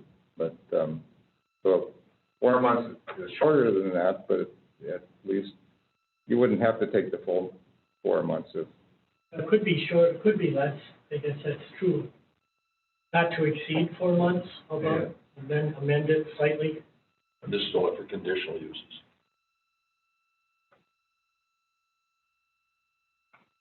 Okay, we have a motion and a second. Not to exceed 4 months. And a public hearing on proposing a moratorium in March. Mr. Pearson? Yep. Mr. Patton? Yes. Mr. Blumberg? Yeah. Mr. Anderson? Yes. Mr. Oz absent, Mr. Conroy? Yes. Mr. Bickford, yes. And one thing I would like to see on that moratorium, the application, if we get a lot more information than what we received, and we want this on any of it.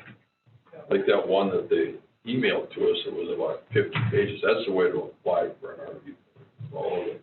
Well, Backgrounds. just any of them, you know.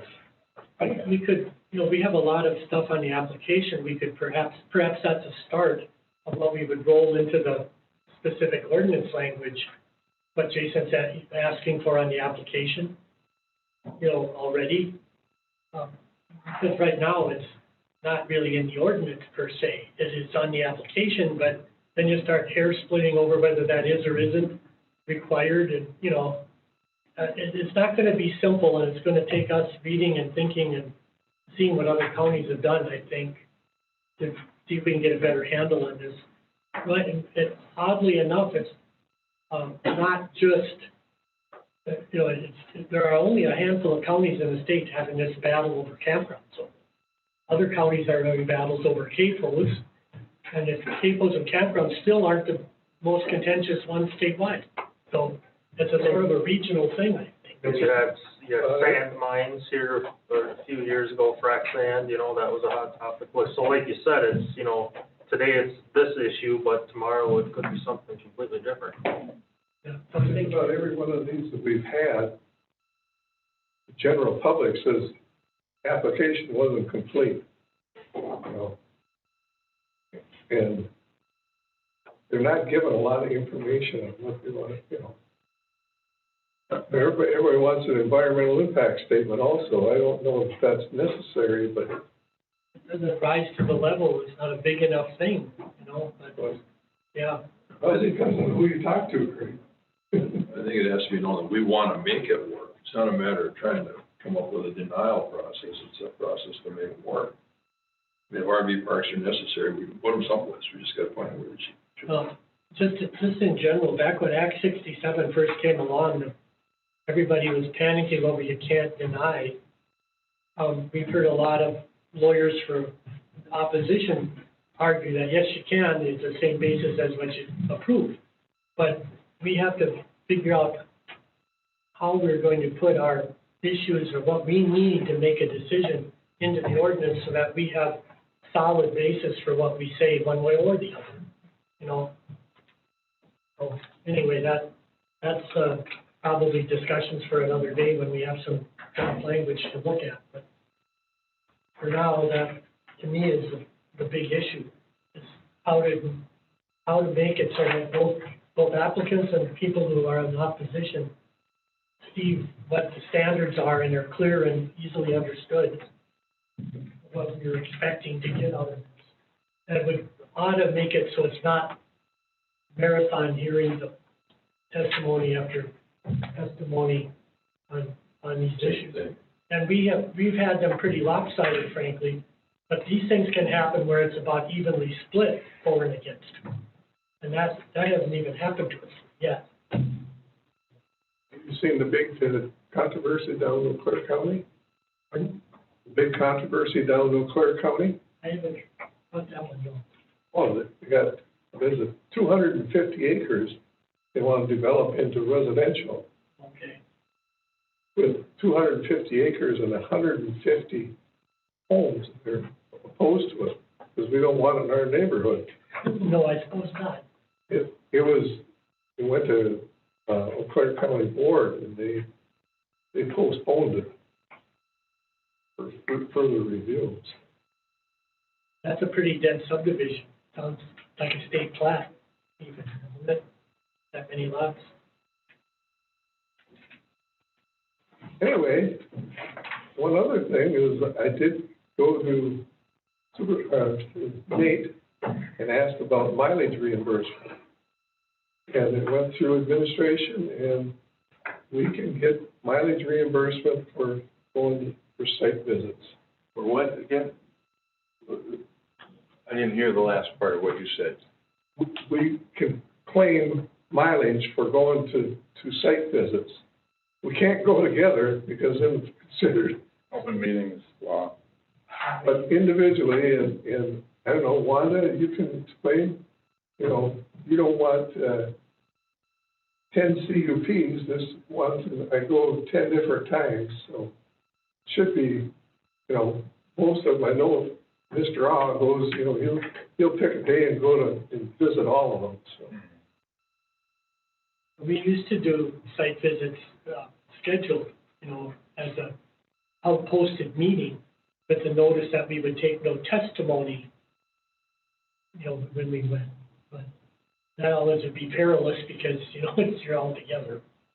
Right, and you would have to post something like that, or have me post something like that, if it were to be done. I'm just saying back in the day, you used to chauffeur the 5-member committee around sometimes to do stuff like that. But it was approved by the administration committee. How did it was approved by the board? No, it was approved by administration. Oh, is that what it was? Yeah, it didn't go to county board.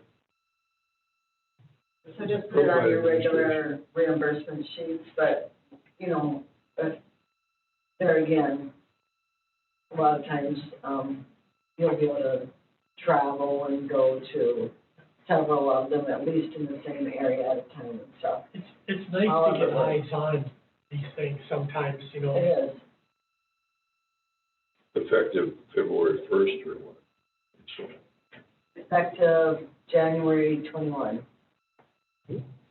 My board, I'm sorry, 19th, the admin meeting, January 19th. So, if you want to travel and visit anything for these meetings, go ahead and put it on your reimbursement forms. If you travel to any sites for this, yeah. I put 104 miles on already.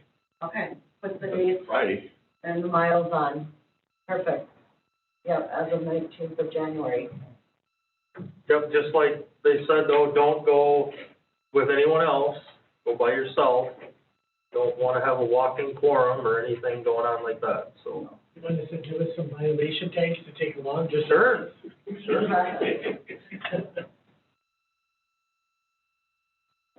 Hey, is there anything else? Future agenda items, I guess. So I have 5 applications as of right now for next month. 3 separate rezones in the town of Lincoln. Those shouldn't be very controversial.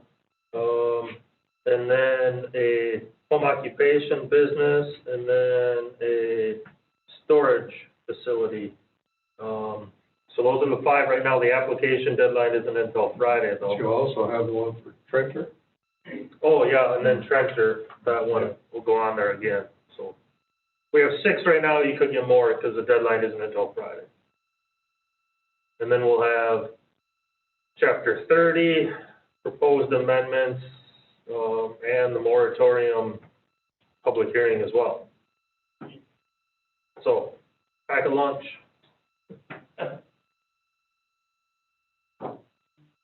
Hey, any other future agenda items that anybody had? If not, is there a motion to adjourn? Moved.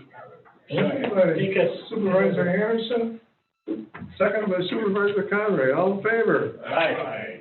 Opposed? We're adjourned. Thank you very much. Roll call vote for that?